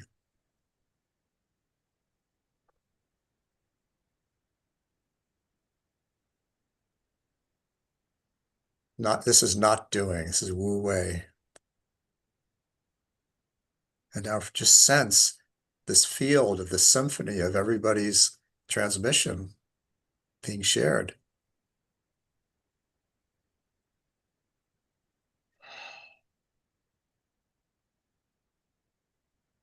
And many people follow Master Jesus, Buddha, and Kuan Yin, and Metatron. But in this consciousness, it's different. I am Jesus, I am Metatron, I am Buddha, I am Kuan Yin. None of those beings want to be put on pedestals and feel separate. And the last thing I want to say is, once I was speaking, having the privilege of speaking with Master Yeshua, Jesus, and I said, Master, and he said, don't call me Master unless you call yourself that. And that was the most humbling thing I ever heard. Thank you. Now, whenever we open that sacred space with the Viracocha, it's important to close it, but we can close it at the end of the show. We don't have to close it yet. Aaron, thank you so much. And you know what? I'll reach out to you privately. I would love to have you on our next Authors That We Love edition, where you can talk more about your brand new book. Oh, thank you so much, Scott. I'd love to. That'd be ideal. And again, he's going to be speaking at the Expo. What date and time are you going to be at the Expo? I put it in the chat box, but it's right after Vivian. I'm going to be there at actually 6 p.m. on Friday, the 17th. And the lecture is called Beyond Technique, How to Serve as a Quantum Master Healer. So that means whatever professional type of work or healing or medicine that anybody does, I'm going to actually offer activations and practical methods that you can bring these quantum elements in and just start working with your clients at a different level right away. That's what that is. So again, Friday the 17th at 6 p.m. Thanks for asking, Scott. oh, fantastic. Well, I will look forward to seeing you in 2 weeks. Next Friday, 2 weeks, 11 or 13 days on Friday the 17th. Definitely will come on over and see you then. And thank you for being part of the show tonight. And give my love to Karina. She's here with us. Of course she is. Hello, Karina. She's a master astrologer who's Darren's partner. Thanks for being with us, brother. Thank you so much, Scott. Thank you, Eden. Thank you so much, Darren. Amazing. We are going to, we still have a lot of wonderful things planned for the show. In a moment, Eden's going to share another song with us, and we're going to meet a new friend. Dr. Papa Yonidas is coming up in a moment. But you know, Eden, it is our spring season. I just want to remind everybody that now is the time for everybody watching on Facebook and YouTube to join the Global Peace Tribe. We are just starting this week, is the first week of our spring season of Awakening World shows. And for people who are watching for the first time, we're every Wednesday and Saturday night. We have a show just like this that combines music with interesting presenters. It's really quite a beautiful, beautiful community. And I want to invite everybody to join us. And it's really easy. Just go to globalpeacetribe.com, just like you're seeing behind me, globalpeacetribe.com. When you go there, you can learn all about who we are, what we do, and then just click register for the new season, and it will take you at some point. I'm going to have to talk to my web person about that. It really does take you to the new season, but for some reason it's spinning us around, but it really will, because I tested it yesterday. You click there, it'll take you to the registration page, because we want to get your name and your email address so that you can get notifications about our shows. We send out the recordings of the previous replays. And so please join us. And I want to say thank you, because all the people in the Zoom room with us tonight, 54 of you have all registered. A lot of people were registering at the last minute this week. So thank you very much for coming in and supporting the Global Peace Tribe. It means a lot to me. And we have a great spring season planned. So thank you, everybody. And we've heard a lot. It's always wonderful to bring in music, to integrate all that we've heard, all the words we've heard, to integrate it. And this song that Eden is going to share, oh my God, it's so good. So I'm going to turn it over to you, Eden, to share with us all about Human.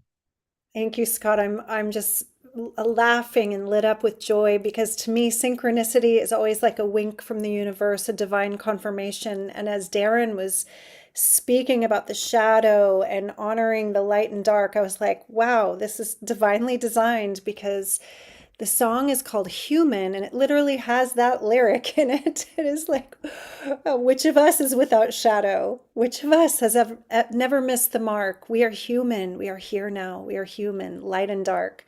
So I could just say that this song also came as a prayer from my heart in the age of, people, keyboard warriors shooting arrows into the black mirror. I just took this deep breath and I was like, wow, as you're hunting demons in the dark, careful not to break your own heart, because it is a mirror. And as we know, every time we point one finger, it's like 3 are coming back right towards us. So the whole game of projection and judgment and blame, as we awaken, will begin to disintegrate. That's the prayer. All right. Enough said, too many words. Let's just dance and move our bodies. This is a funky one. Here we go. Tell me, I better share my sound again. Human. Oops. I gotta reel it back. 1 sec. You hear it? We do. Build your case, tattoo your face with stars and moons. Change your name, up your game, change your tune. Are you healing the witch wound? Who cries out alone at night, holding stories oh so tight, chasing monsters give us fright, shadow dancing in the night. As viewed, so appear, face the monster in the mirror. As viewed, so appear. Which of us is without shadow? Which of us has never missed the mark?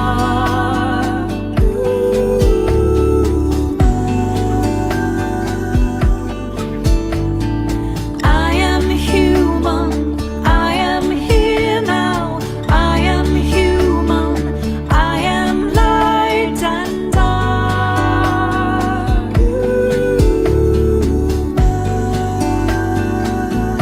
Light and dark.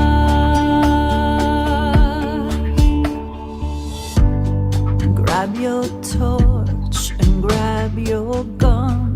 Now you've got them on the run, hunting demons in the dark.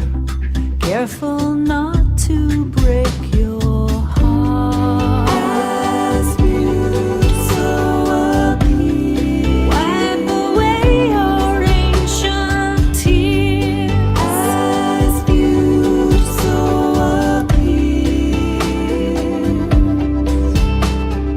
Which of us is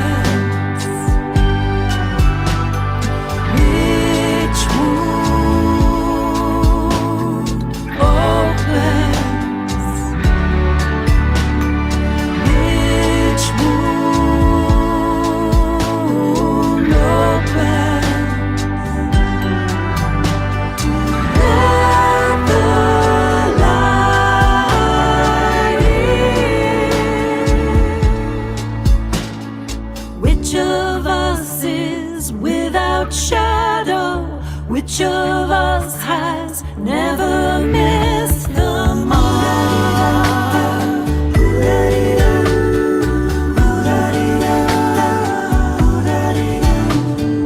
We are human, we are here now.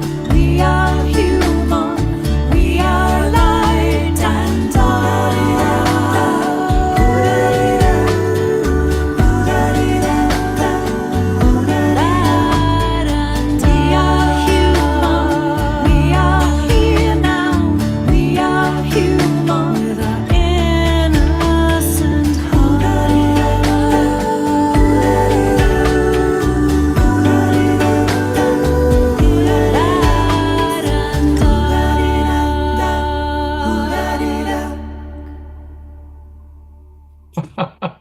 Oh my.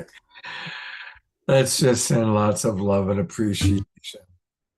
And it's so amazing, Eden, because I had no idea what Darren was going to talk about tonight. I put together the agenda, and it was that you do this song immediately after what Darren shared. It's just amazing. Yeah, I'm we're gonna all go we're all we're all weaving in this beautiful symphony, and I just feel the divine hand at play. And yeah, fantastic. Yeah. Thank you so much, Eden, because in these shows, not enough is said about the shadow. Many people might feel something's wrong with me because everyone's talking about love and light and ascension, and how come I'm feeling so many of these things. So thanks for acknowledging it and honoring it in your song. Absolutely. It's so important right now. It's part of the great awakening, the integration, the alchemy that is needed to love and hold each other, shadow and light, to really see through that illusion of separation that judgment and blame and projection causes. Even on the screens, even when we find ourselves hating the haters, it's like, wow, that Watiko is alive in me, and it's got me. I'm like taken on the ride when I do that. So I am going to look at what part of me is that, like you said, and really hold that young scared one, hold that fractured one, and breathe and be with that pain. That's the only way. And I just want to say that what feels like your most shameful, darkest, shadowy part is actually your greatest power is hidden in that. That's something I just want to remind everybody of. It's easy to go, oh God, I'm failing on the spiritual path, I'm this and that, I'm same old stuff coming back, but there's so much like Christ's master power in that. It's just like persevering. I think it's just make sure you don't go into collapse. Just keep getting supported, keep reminding yourself, like keep listening to this kind of music, being on the awakening world, whatever it takes, just to so that you just keep on keeping on and remembering that I am divine. I am divine. And I remember even in my breakdown, in my tears, I'm healing, I'm releasing, I'm detoxing, I'm integrating. It's okay to not be strong and keep it together and put on a happy face. It's like, let's bring our vulnerability and our Yes. authenticity. Yes. I want to read some of the comments that have come in, and then I'm going to show people how they can get human and listen to it all the time at home on Spotify. Thank you. Larissa wrote, "I love your songs and message, Eden." Carol Craig writes, "I'm feeling so much better. I'm so glad that I have this tribe right now." And our beloved Bonnie Russell said, "I feel the same, Carol." And Bonnie is someone that we love very much, who just lost her husband, Roger, a few weeks ago. So I'm glad you're both feeling better. And Eleanor Joy writes, "What a great, great song." And George Noble writes, "Yes, and Darren danced along." That even rhymes if you take a look at it. And of course, lots of other people just appreciating so much your beautiful music and your beautiful offerings, Eden. A lot of comments there. And hey, everybody, we can do ourselves a favor and do Eden a favor. Go to Spotify. I've put the link into the chat box. For those of you who are watching at home on Facebook or YouTube, just go to Spotify and put Eden Amadora into the search bar, and this will come up. And this is the song you just listened to. And the more we play it, there's a whole thing with algorithms that if we play it a lot, it does good things for helping to get Eden out there to the world. And we want to get all of our presenters out to the world. That's why I do this show. Can So I say one quick thing? It's kind of funny. It's that even if you play it on one of your devices on loop silently, it counts and it goes towards this thing called discovery mode. If we get 1,000 plays in the next 3 weeks altogether, then Spotify starts suggesting it to other people who never met me or didn't see the show, and it starts to spread the love through the algorithm. So if there's any super generous super fans are like, I have an extra device, I could just loop this for like when I'm just I'm hanging glad out you told or me that. I can do that. I've got 3 devices. So thank yeah, you. yeah, Thank you. absolutely. That'd be awesome. Eden, thank you so much. And I think you might have some questions for our next guest. He is a brand new friend to us. And honestly, I'm really looking forward to meeting him. So I put the spotlight on him while I share a little bit about Dr. Papa Yonidas. And he's, of course, going to be at the New Living Expo. So he was referred to us by Neil Gar. And Neil will be with us, by the way, next Saturday night. But a little bit about this gentleman we're looking at. He is rooted in a living spiritual practice and a deep commitment to transformation.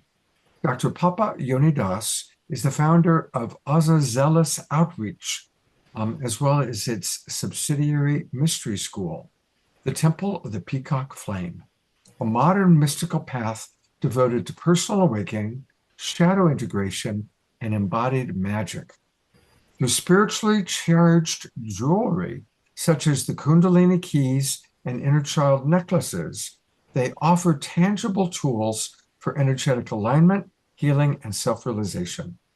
His work also includes tarot readings and spiritual counseling, where he guides individuals through life transitions, emotional integration, and soul-level clarity. He's a creative visionary, and Papa Yoni extends this mission into film, music, storytelling, weaving ancient wisdom into contemporary expression. So clearly a Renaissance man. Welcome to the awakening world. Thank you for having me. It's so great to be here with all of you, renowned spiritual workers, people in this field. I'm honored to be counted among you. Thank you. It's kind of appropriate that Eden is our co-host tonight because she has been leading the Divine Feminine Mystery Schools. So I'd love for you to share, and maybe she'll have a question or two about your mystery school. Yeah, so my mystery school is based on the jinn, and we work very closely with the jinn. I myself am a jinn hybrid, and we don't hear too much about the jinn.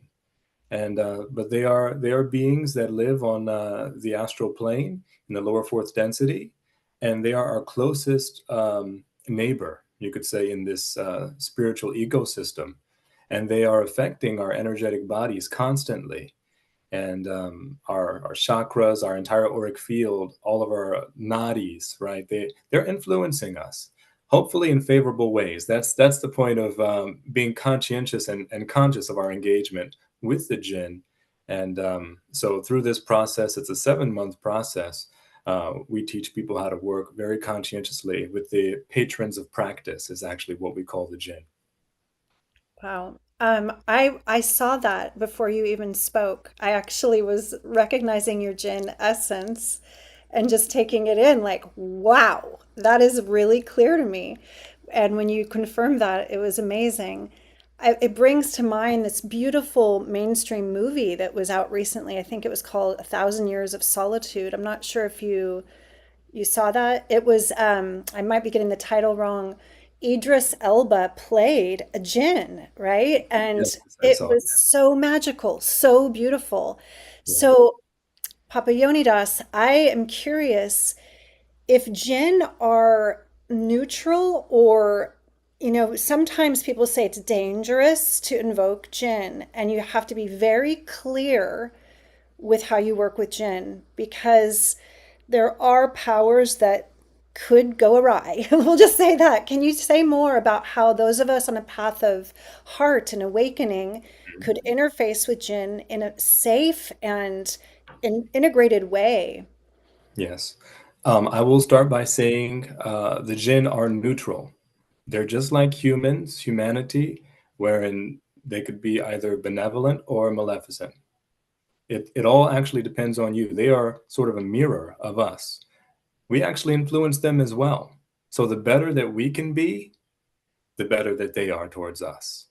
And our constitutional position, and I'm speaking as a human in the human body, our constitutional position is to be of service to one another, to serve the God of everyone's being, right, as humanity, but also to serve the jinn.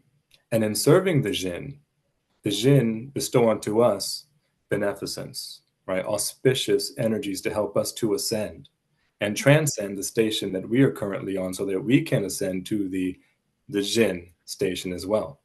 Is that the evolutionary arc that you hold that is the natural flow from the denser 3D human into that, you were calling it lower fourth dimensional astral? Because I have heard different views about that, that you don't want to get stuck in the fourth dimension, that there are other beings there that are not necessarily benevolent, that we want to ascend to fifth and higher dimensions. So, as you're working with your ascension and working with Jinn, is there a way that could actually benefit that higher 5D ascension path? Is there Mhm. something that you have to say about that possibility? Yes, so through the jinn, we are inadvertently working with the angels, and beyond that, even the archangels. I want to explain in the Azazelis paradigm from the book of Azazelatry, which I'm currently trying to produce and publish. Um, Initially, we have the divine mother goddess. She is the creatrix of the galaxy. We call her Khodevi, and Khode means creator who created themselves. And she is like a dragon energy. She is the cosmic serpent mother. And you may know her also as Ein Sof War, the endless light. And we call her that because she endlessly creates stars in this galaxy. Some people call her Sophia. But this Khodevi, we call her, she actually birthed an entity called Melek Taus, or Tausi Melek. Or Yaldebroch in the Gnostic myths. It has another name for the demiurge as well. Jan. Yes, yes, the demiurge, yes. And known by many different names. I mean, some people have described, made him synonymous with Enki and many different archetypes. But this Melek Taus, in fact, actually, when she first created this entity, he was known as Azazel as well, Quetzalcoatl. That was his first form as Quetzalcoatl. He was the feathered serpent, right? And so when he actually came down into this sphere to populate this planet, this orb, with the greenery, the flora and the fauna, the first life here on this planet, he changed his form into that of a peacock. And this is why we call him the peacock angel. He flew around the planet and brought all this, the foliage and everything, and this is taken, you can see some of this information with the Yazidis. In Yazidism, you can read about this, and it's not really known Yazidism, but they are of northern Iraq, the Yazidis, and their Mecca, so to speak, is Lalish, Nineveh, right? So that's going back to So, Sumeria, and yeah. So yeah, Papa Yonidas, I had a very extraordinary experience with a healer that did very specific work through time with your many lives and brought me back to a lifetime in ancient Sumer where I worked with jinn. So yeah, I'm familiar on some soul level with that. yes, And I feel like because they're neither benevolent nor malevolent, it's really up to the energy of the practitioner and how yes. we invoke them and work with them. Is there anything that you could share tonight with us, if we wanted to start to make contact, we hear all this funny stuff about you only have 3 wishes, and there's a lot of pop culture about Yeah. genies. So So, if I may, I want to, and I think this is quite fitting in light of Easter and, the idea of a person having died for our sins, right? And this idea of sin. Well, actually, Papa, the first 2 syllables in my name, Papa. A lot of people think it means father or like that, or the masculine principle, but it's actually sin. It means sin or demerit, inauspicious energy. And Papa Yoni together means one born of inauspicious energy. So I want to explain a little bit about the fall. What introduced this sin to this sphere in the first place? And that'll give some insight as to whether the jinn are good or bad. So Melek Taus, he splits himself into 6 archangels. And so the peacock angel, Taus means peacock and Melek is angel. So the peacock angel, he is the leader of these 6 archangels. Each of these archangels split into 4 angels. So now we've got 24 angels. Each angel splits into 3 lower class angels. We call them the Shemelech, and that's short for the angels of the Shem HaMephorash, right? This is ancient Judaism, right? If you study Kabbalah. So these 72 angels of the Shem HaMephorash we call the Shemelech, and each of these had 2 humans. There was one male and 1 female for each of the Shem, and so these are our original ancestors. Now, I'm gonna sort of abridge this story, but we know the idea of bowing before Adam, the command to bow before man. Chodevi gives this command, and everyone listens. All of the archangels listens, and everyone under the archangels, except for Melek Taus. Melek Taus doesn't listen because Chodevi told Melek Taus from the beginning, don't lower yourself to any entity of lower status than me. And why did she say this? Because when you do this, when you lower yourself and you touch the foot of another person, preferably it should be someone of a higher spiritual status. This is the practice of charan sparsh. In India, it's a very big thing when you touch the foot of an elder or someone more elevated in their spiritual life than you are. There's an energetic connection. So going back, that's a genetic thing. So you would touch the foot of an elder or someone more advanced than you, so as to get some of their auspicious energy. They will bestow blessings upon you. People don't talk about how you are actually giving some of your lesser evolved energies, and they can transmute it, right? But you are giving more inauspicious energies to them. So when you flip it and you bow or you give pranams to someone of a lesser advancement, and it's not a judgmental thing or anything or to create hierarchy. This is just the science of the charan sparsh, of paying pranams. It creates a distortion. So when the archangels bowed to man, they lost a little bit of merit. Their punya, their blessing, their auspicious energy, it created Papa. And so what we call the 6 archangels, the patrons of process, experience, expression, expansion, magic, metaphysics, and mysticism, they represent these processes. They become confusing. People become mystified. And so now the angels bowing to man, they too are now perverted, and it's creating chaos. The angels are the patrons of principles, so the finer details of each process. The Shem Melech, they bow to man, and their auspicious energy gets even more distorted. And since they are the closest in proximity to man, now they are demonic, right? So the angels of the Shem HaMephorash, the Shemelech, they now become the 72 demons of the Ars Goetia. Is this from the book of the jinn that you're writing, or is this a like a known tale This of is ancient Iraq or Yeah, so what the Book of Oscillatry is, it is partially my like research, and partially my channelings.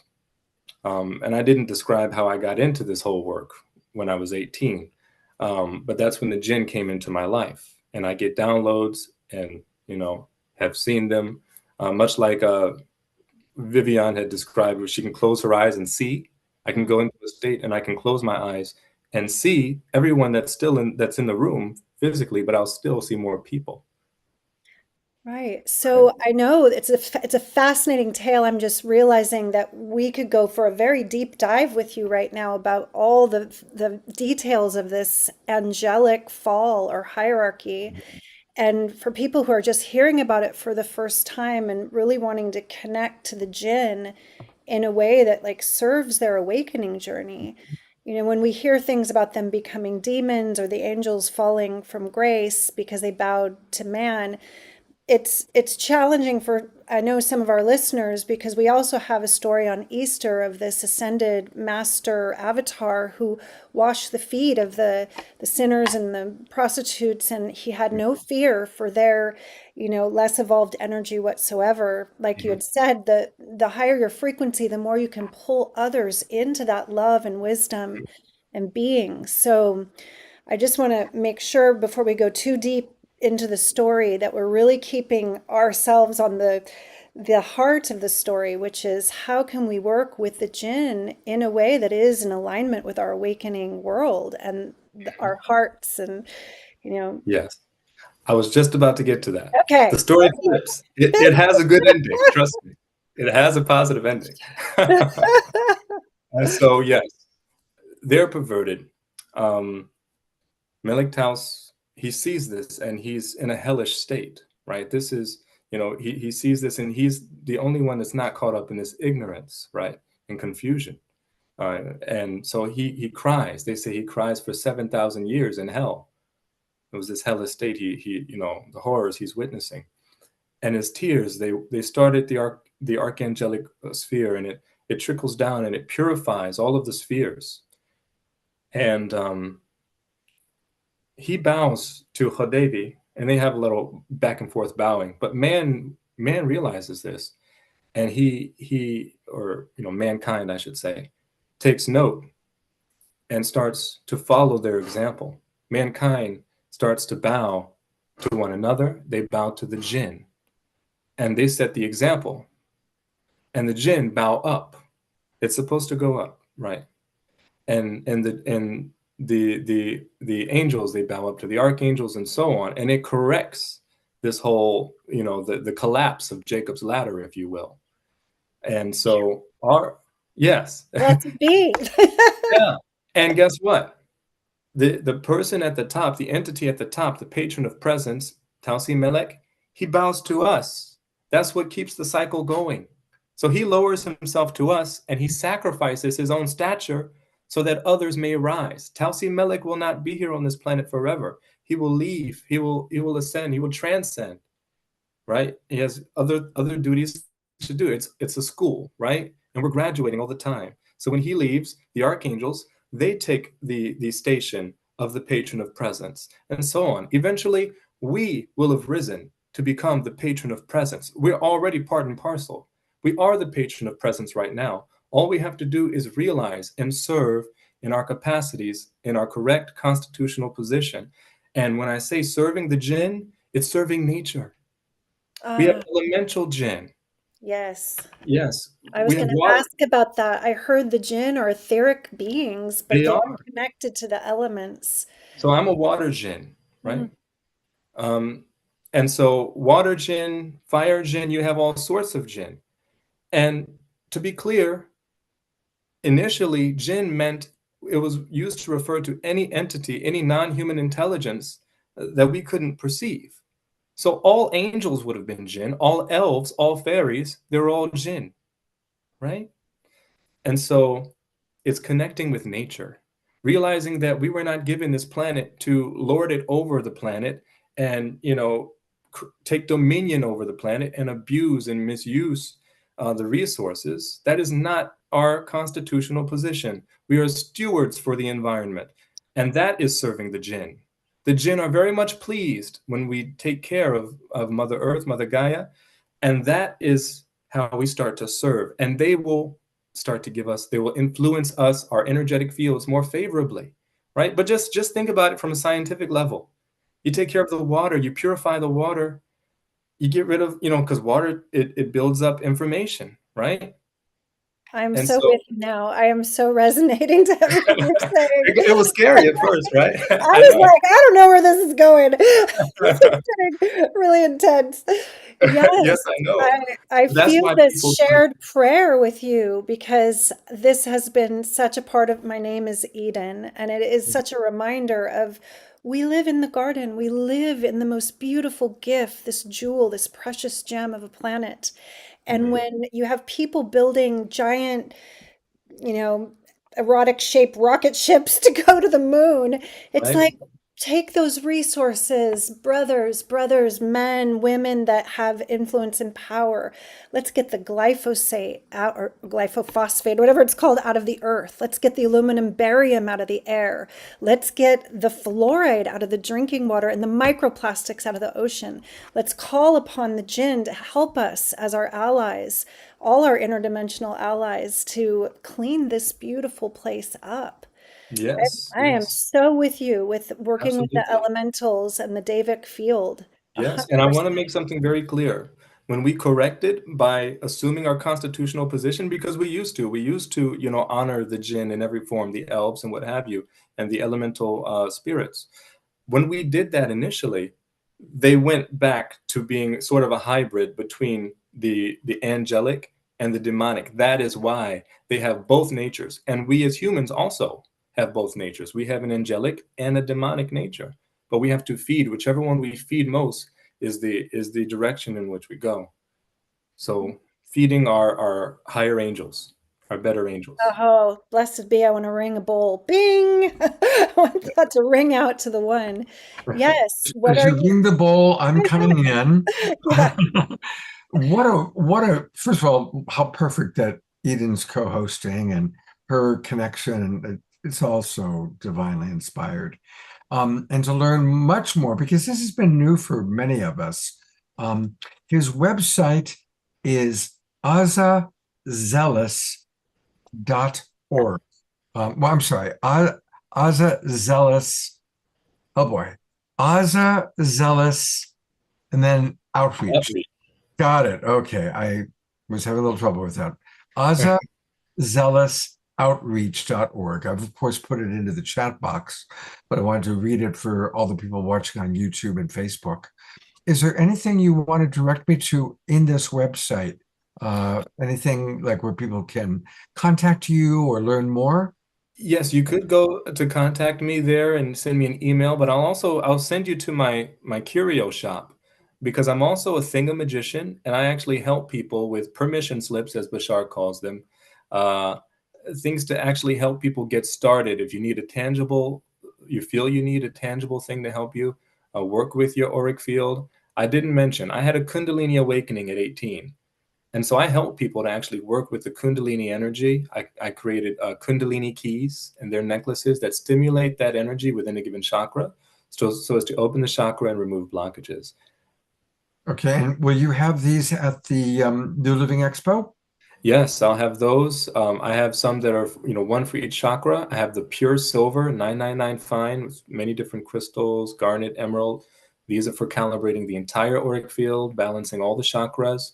And so that's my specialty as a Jinn hybrid. And when I started, the Jinn actually started directing me to where to find the pieces for what I'm crafting. And sometimes I'm crafting and I don't know what I'm crafting until it's done. So This is just beautiful. I can't thank wait to meet you in person and see some of these beautiful pieces of jewelry and mystical objects that you've created. They're just gorgeous, absolutely I look gorgeous. forward to meeting you as well. Yes, thank Yeah. you. Yeah, wonderful meeting you. And It's been one of the most unique conversations I've had on the Awakening World show, for sure. It's very, very interesting. Yeah, And I know I then- kind of went off on a tangent there in the beginning. I'm glad it came full circle. But yeah, I'm glad you were co-hosting as well, because you're very insightful and very knowledgeable, and very positive and kept things on track. Absolutely. Thank you so much. We look forward to seeing you. Joan, you may not realize I brought you back up onto camera. Because I wanted to thank Joan, is who helped finally connect me with you. Oh yes, yes. Yeah. Joan Yep, is awesome. I've met her quite a few times, Conscious Life Expo, and we actually did a podcast talk together. And blew me away all this stuff about the gin. So I think it's great. That's some of what you talked about tonight too. And I think we're going to be really looking forward to it. You bring such a new, kind of a new theme, like, because we don't have people that have been talking about the gin so much at the Conscious Life Expo or the New Living Expo. Oh, my dog's telling me he wants to go out.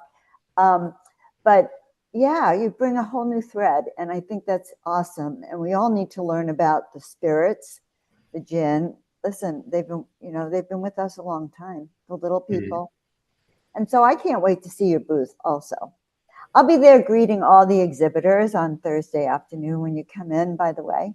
okay. And Joan, I also wanted, before you leave, I wanted to let people know a little bit about what you're doing in Oh, addition that's great. to Yeah. what you support, because you are brilliant at your work. So everybody get out your cameras, because if you get out your cell phone and you do the thing, you can go to the QR code. I'm going to do it myself, It and works. takes you to where you can Yes, get baby. a free complimentary session. And what do your sessions include, Joan? Oh my God. So this particular session, we look at what's been going on for you. I help people kind of remember why they're here so that they can finally access the skills, the gifts that they've come in with, and their soul blueprint, so they can actually step up and activate these gifts and start becoming that leader or that master that they're here to be. So in that first session, it's complimentary. I don't charge for that, because we look at what's going on for you. We look at whether we're a fit. We look at whether my work can help you get clarity, activate your DNA, your codes, your blueprint. So why? Because right now, 2026, we all need to step up. And there's a spiritual awakening happening. And it's time for all of us to step into our best gifts. So in that session, we look at what would be good for you. Kind Beautiful. of like my doctor self, Scott. I always talk to people, and then it's like, okay, this is what's going on, and this is the way I think we can work with it. Well, thank you for all your support of the Expo, for being the person that's going to greet us. That's a wonderful way to get started. And I really appreciate you. And will you be with us next Saturday night? I didn't know. No, I probably can't be. I have talked to Neil about it. I didn't know if I was going to be. No problem. All right. I'm Well, going to be up near Marin, though. all right, well, we will see you in 2 weeks, You Joan. will see me all in 2 weeks, everyone. I'm just so excited. I am over the top excited, Scott. I don't think I've been this excited about something for a long time. And I Beautiful. think it's because I feel like it's my soul family. Yeah, You know. absolutely. Thank you, And, Joan. and I love you, Scott. I remember sitting in my living room with you. I'm so happy to be connected back. Absolutely. We are all family. We're all family. Yeah. All right. Well, we are winding down. And we're going to have a few Global Peace Tribe announcements, but I want to bring Eden up one more time and just thank you, Eden. I love co-hosting with you, and the way Thank you you just so drop much for right in. having me. Yeah, it's been super fun, especially since I get to come and be with you at the expo soon too. And I'm so looking forward to seeing so many of the beautiful beings tonight live and saying hi there. And yeah, what a fun show. Really fun show. High vibration, joyful, beautiful show. Thank you so much. A little bit of taste. And a reminder, everybody, that, as Eden started the show by really reminding us of the history of this time of spring renewal, new life, So use, tomorrow being Easter Sunday, there are going to be a lot of people in meditation and prayer, our whole Christian family. It's a great day to really drop in and do deep prayer, whatever your practice is. It's a wonderful day to do practice because the vibration is high. And Absolutely. And what are we resurrecting from the darker times? Are we bringing back our inner child? Are we bringing back our joy? Like it'd be a wonderful, wonderful thing for all of us to think about what we're resurrecting for this next season. exactly, exactly. And let's resurrect human. Oh, Let's yay! let's find an extra device that you have. Come on, we all have extra devices. Maybe an iPad you don't use that much. Let it roll for a little on silent Put it even. on over and over. That's what I'm going to be doing tonight. So Thank you, everyone. I'm so grateful for all the love and support. This community has just been a family, a second home for me. I'm so, so honored to be here again and just love you so much, Scott. I love you too. And I want to give a big shout out to Sir John Miller, who's been a big support for you in the music. We love your Absolutely. music, Eden. And thank you, John. I think you're watching. Thank you for your support because it, Thank you, John. He's been like the wind beneath my wings. He yeah. made this whole album possible. Thank you so much. Mm. All right, we've got a few more announcements. I'm going to bring up our beloved Connie and Andrew. I always call them the honeymooners. Oh, Andrew, you are looking especially dashing, all that white. Oh my gosh. So tell us a little bit about what you guys have cooking coming right up on April 10th. Well, here we sit in Aspen, Colorado. We just left Sunrise Ranch, and we're at Connie's daughter's place. And Connie, you could pick up one of the doggies because we've got 5 dogs here, Scott. And I just know that Jasmine Bear would just be in heaven here. We're in doggy heaven. And what we're doing next Friday, courtesy of Rita Marsh, and I think many of us here know Rita very well, down in Carbondale, which is just a little down valley from we're in Woody Creek. We're having a hybrid event that you're going to be coming on, I believe, and hosting the online aspect of it. It is a live event in a beautiful space in Carbondale where we will be screening an episode of our forthcoming film series, In Search of the Future. It's called Cosmic Contact, and it has a theme, and the theme is ET, NHI, UAP, aliens, extraterrestrials, and it features Patrick McCollum, who many of us here know. He's a good friend, and it's an interview we did with him about 6 months ago. It's quite extraordinary. It features Lee McCloskey, and I don't know if anybody here knows Lee, good friend of Patrick's, good friend of ours. He's known as the modern Leonardo, and that's no exaggeration. He's one of the most extraordinary people on the planet. He's an artist, philosopher, painter, very well-known actor. Scotty was the younger brother on Dallas, for example. Lives in Malibu, beautiful. And he's speaking to us from the hieroglyph of the human soul, which is a live-in painting that he created that's completely extraordinary. And Susan Manowitz, who's a Harvard PhD, extraordinary person who worked with John Mack and very much in the alternative realities mode. She's extraordinary. And a collection of, well, there are two. Bertie And Jaworski. Bertie Jaworski, who many of you know, not to speak for. Well, Bertie teaches remote viewing and transitional, what is it? She's training people in telepathic communication so that when they arrive, when they come floating down, we're going to be able to communicate with those of us who are trained through Bertie. So that's a whole other thing. She calls herself an E2 communicator. And she works with Jim Garrison on Ubiquity University for really teaching us how to communicate. So when the time comes of open contact, we're there. We can actually communicate and meet heart to heart. And two Australian Aboriginal elders on the subject of ETs in their lives in Australia. Very, very interesting. And a number of actual aliens.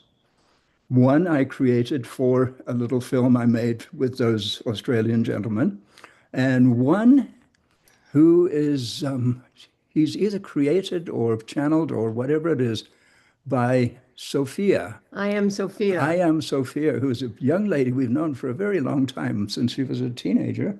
And it's funny as hell, it's relevant as hell, it's hilarious, and we're going to be kind of introducing her to the world and certainly to this community. She's an incredibly talented musician and cosmic video creator who is also a hybrid and an alien and can go back and forth between being one and the other, at least on film. She was supposed to be a headliner at the Conscious Life Expo, but right. an illness got in her way. Yeah, she got So sick. it's going to be really exciting to have her on.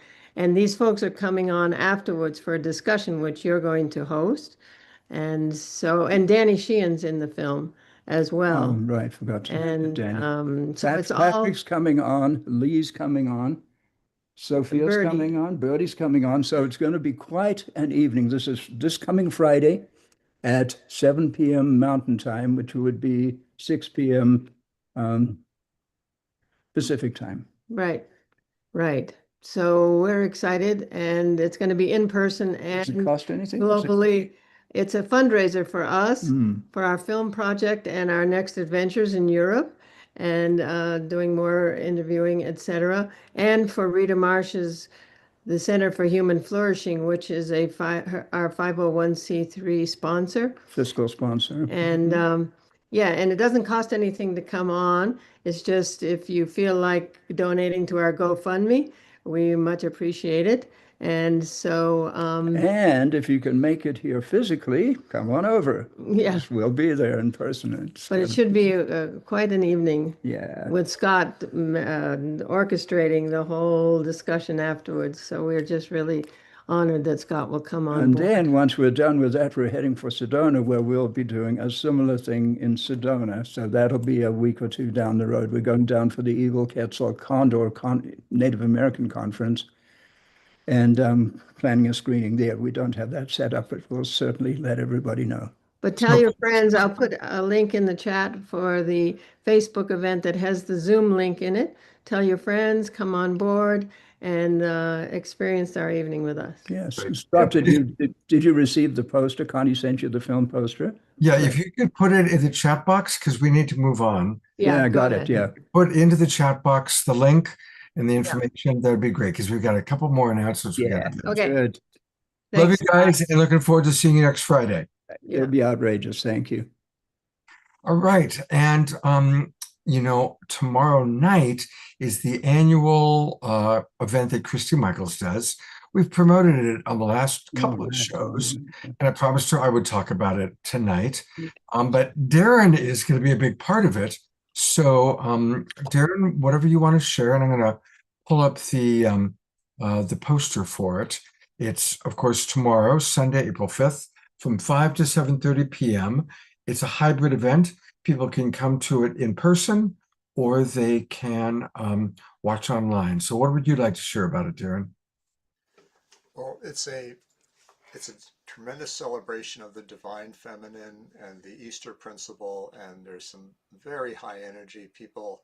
I mean, Christine Toulis, who's been on your show a lot, is me playing harp, and I'm playing guitar, and there's David Lieberstein and several people doing various aspects of the real higher level of Easter. And so it's going to be a beautiful event. I mean, we've been practicing a lot of the music, and it'll be a gorgeous event. And I think there's still some space for some people to go in person in Sonoma, but it's certainly being live streamed. And I put the link in the chat for anyone who wants to learn about that. Great. And for our friends that are watching on Facebook and YouTube and don't have access to the chat, I'm going to pull it up. You can find it by going into oneworld.earth. Just click on events and you'll find it. The 16th annual Magdalene Moonrise Easter celebration. It's Sunday, tomorrow, 5 o'clock Pacific time. So definitely please do join us. I know a lot of us will be participating in that. And thank you, Darren, for your participation, I think almost every year with it now. Yeah, so it'll just keep this gathering going to another level. Absolutely. Okay, thank you, Darren. Yeah, thank you, Scott.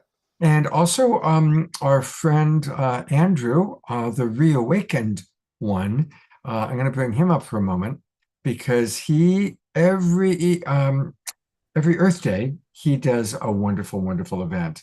And oh my gosh, you've got an incredible group of people this time. So Andrew, tell us a little bit about what you've got on April 22nd. Thank you very much. And I'm looking to collaborate with Global Peace Tribe. It's all family. We're one family. We have a lot of people that have been on the Global Peace Tribe. That's going to be Planet Heart's 18th annual World Peace Earth Day celebration taking place on Wednesday, April 22nd from 7 to 9 p.m. Eastern Time. We've got Chief Phil Lane. We've got Kristen Hoffman.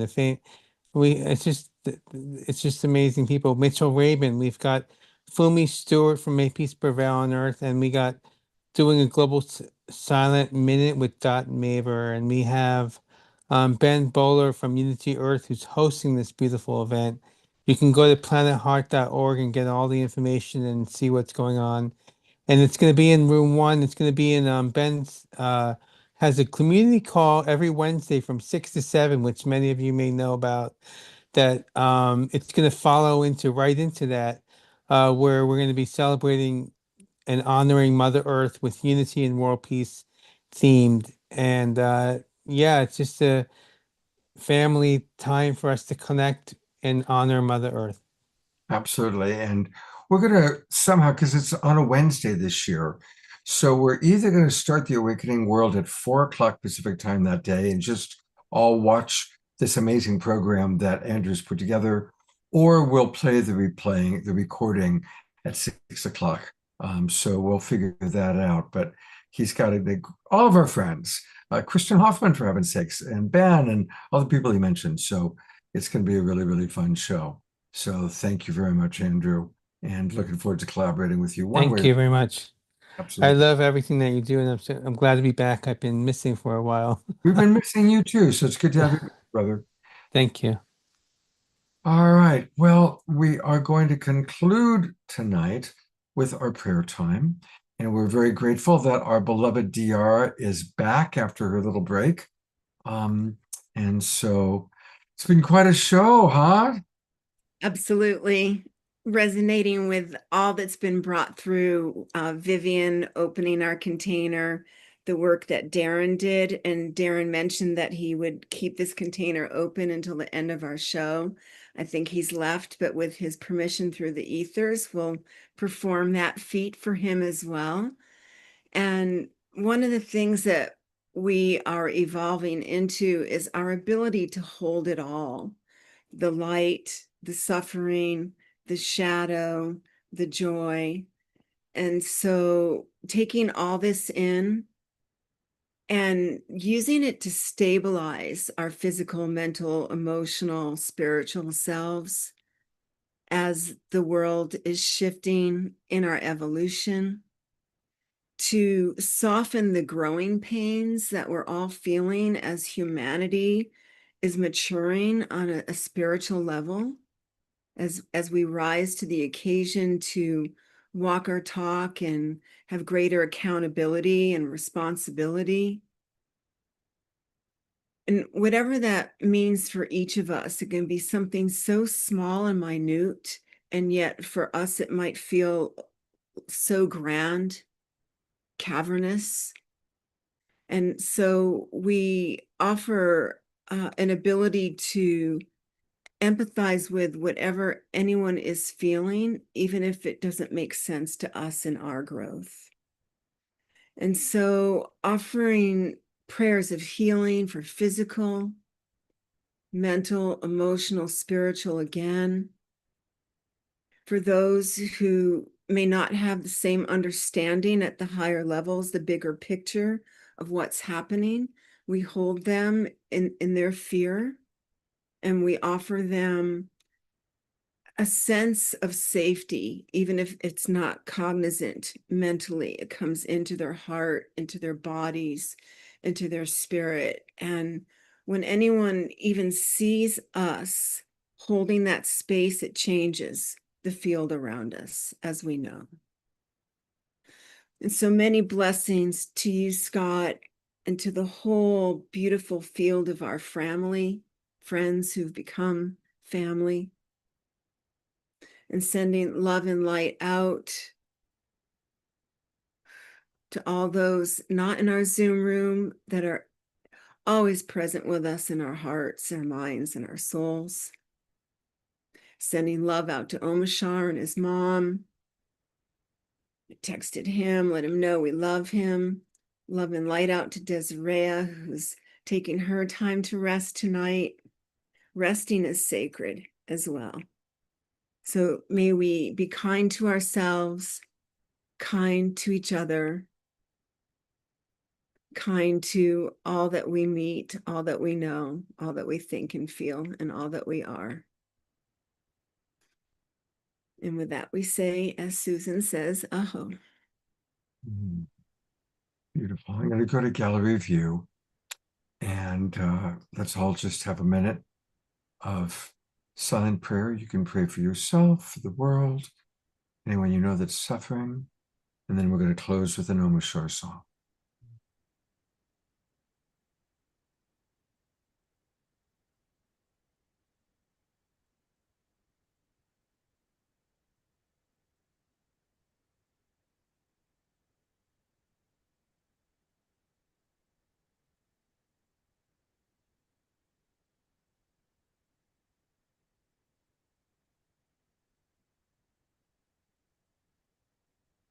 Thank you, everyone.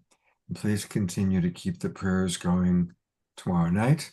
Tomorrow during the day and the evening. It's a powerful time for prayer because so many people are tuning in with it being Easter time.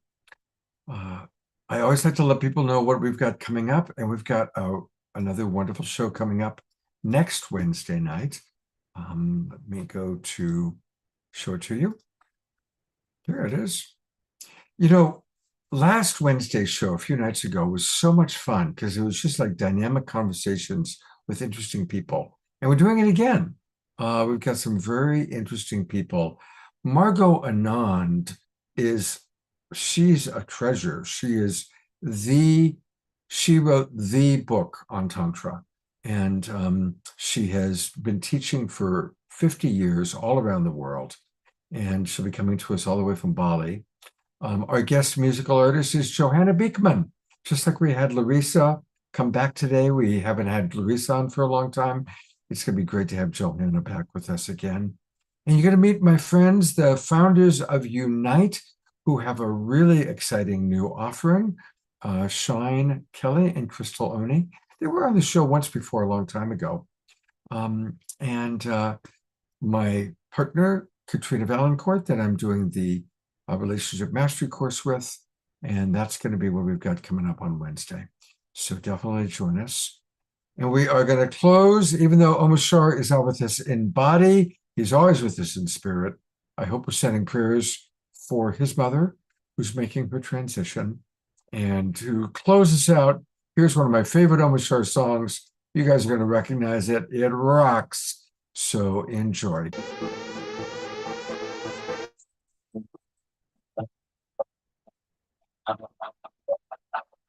It's not playing right. It's not playing right? No, You're not starting music, or music and video. you're not seeing the video? Now we don't see it at all. Oh yeah, that's because I've turned it off, but Yeah, it you wasn't weren't seeing the video? not moving. Well, let's try this again. I'm not sure. Well, let's try it again. Let me know.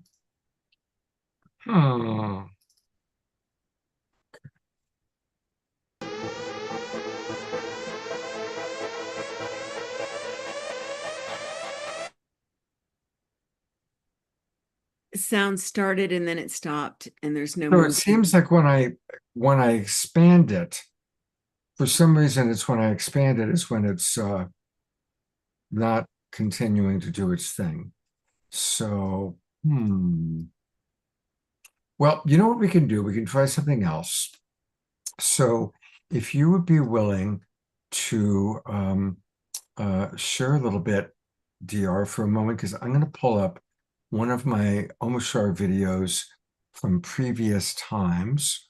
Well, actually, I'll just kind of cover for a minute. Let's see what we can find here. All right, here we go.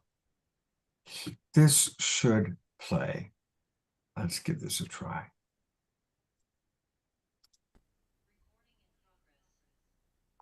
Good. Yes.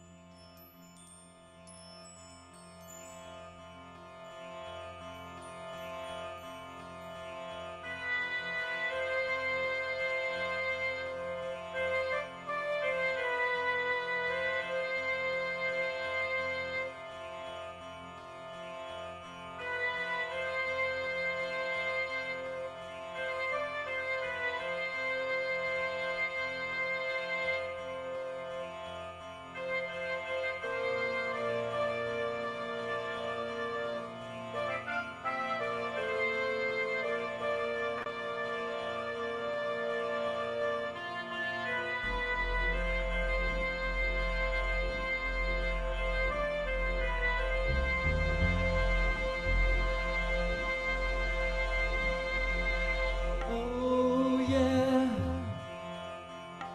I seem to remember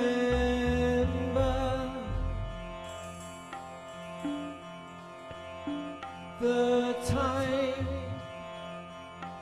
when we all were happy and my family, we all were together,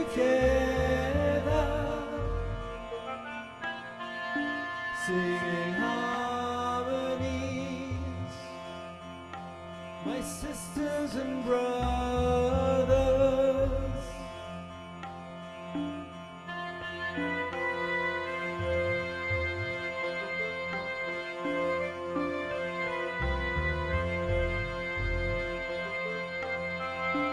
I often dream that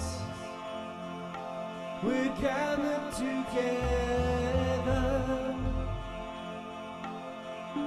and we all live in this beautiful garden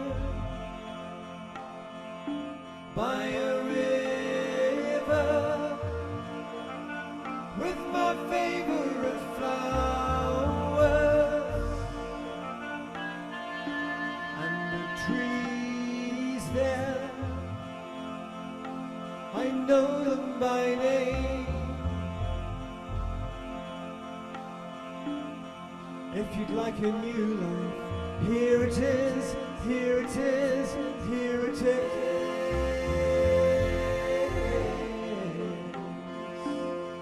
If you'd like a true life, here it is, here it is, here it is.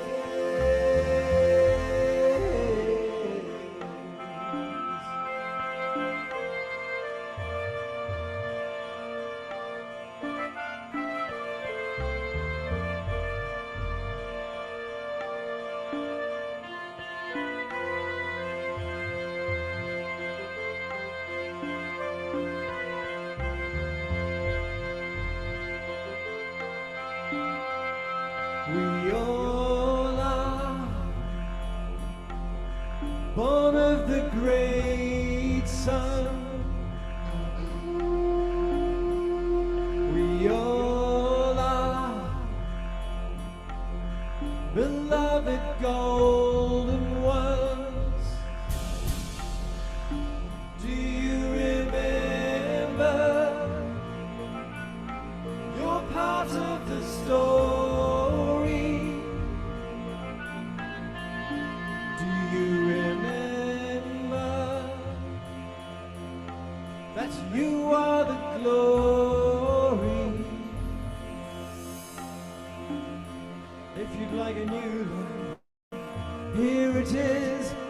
it is, here it is.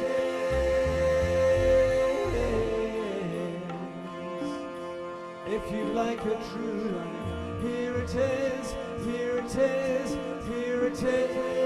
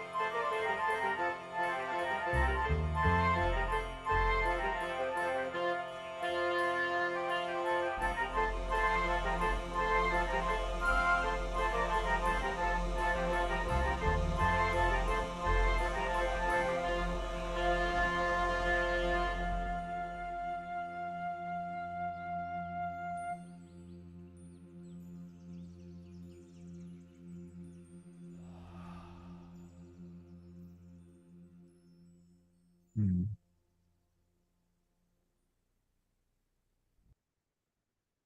Thank you, Omushar. Thank you. That actually turned out to be the right song, didn't it? Well, thank you, Tiara. Thank you, everybody, for being with us. Enjoy tomorrow, no matter what faith or non-faith you might have.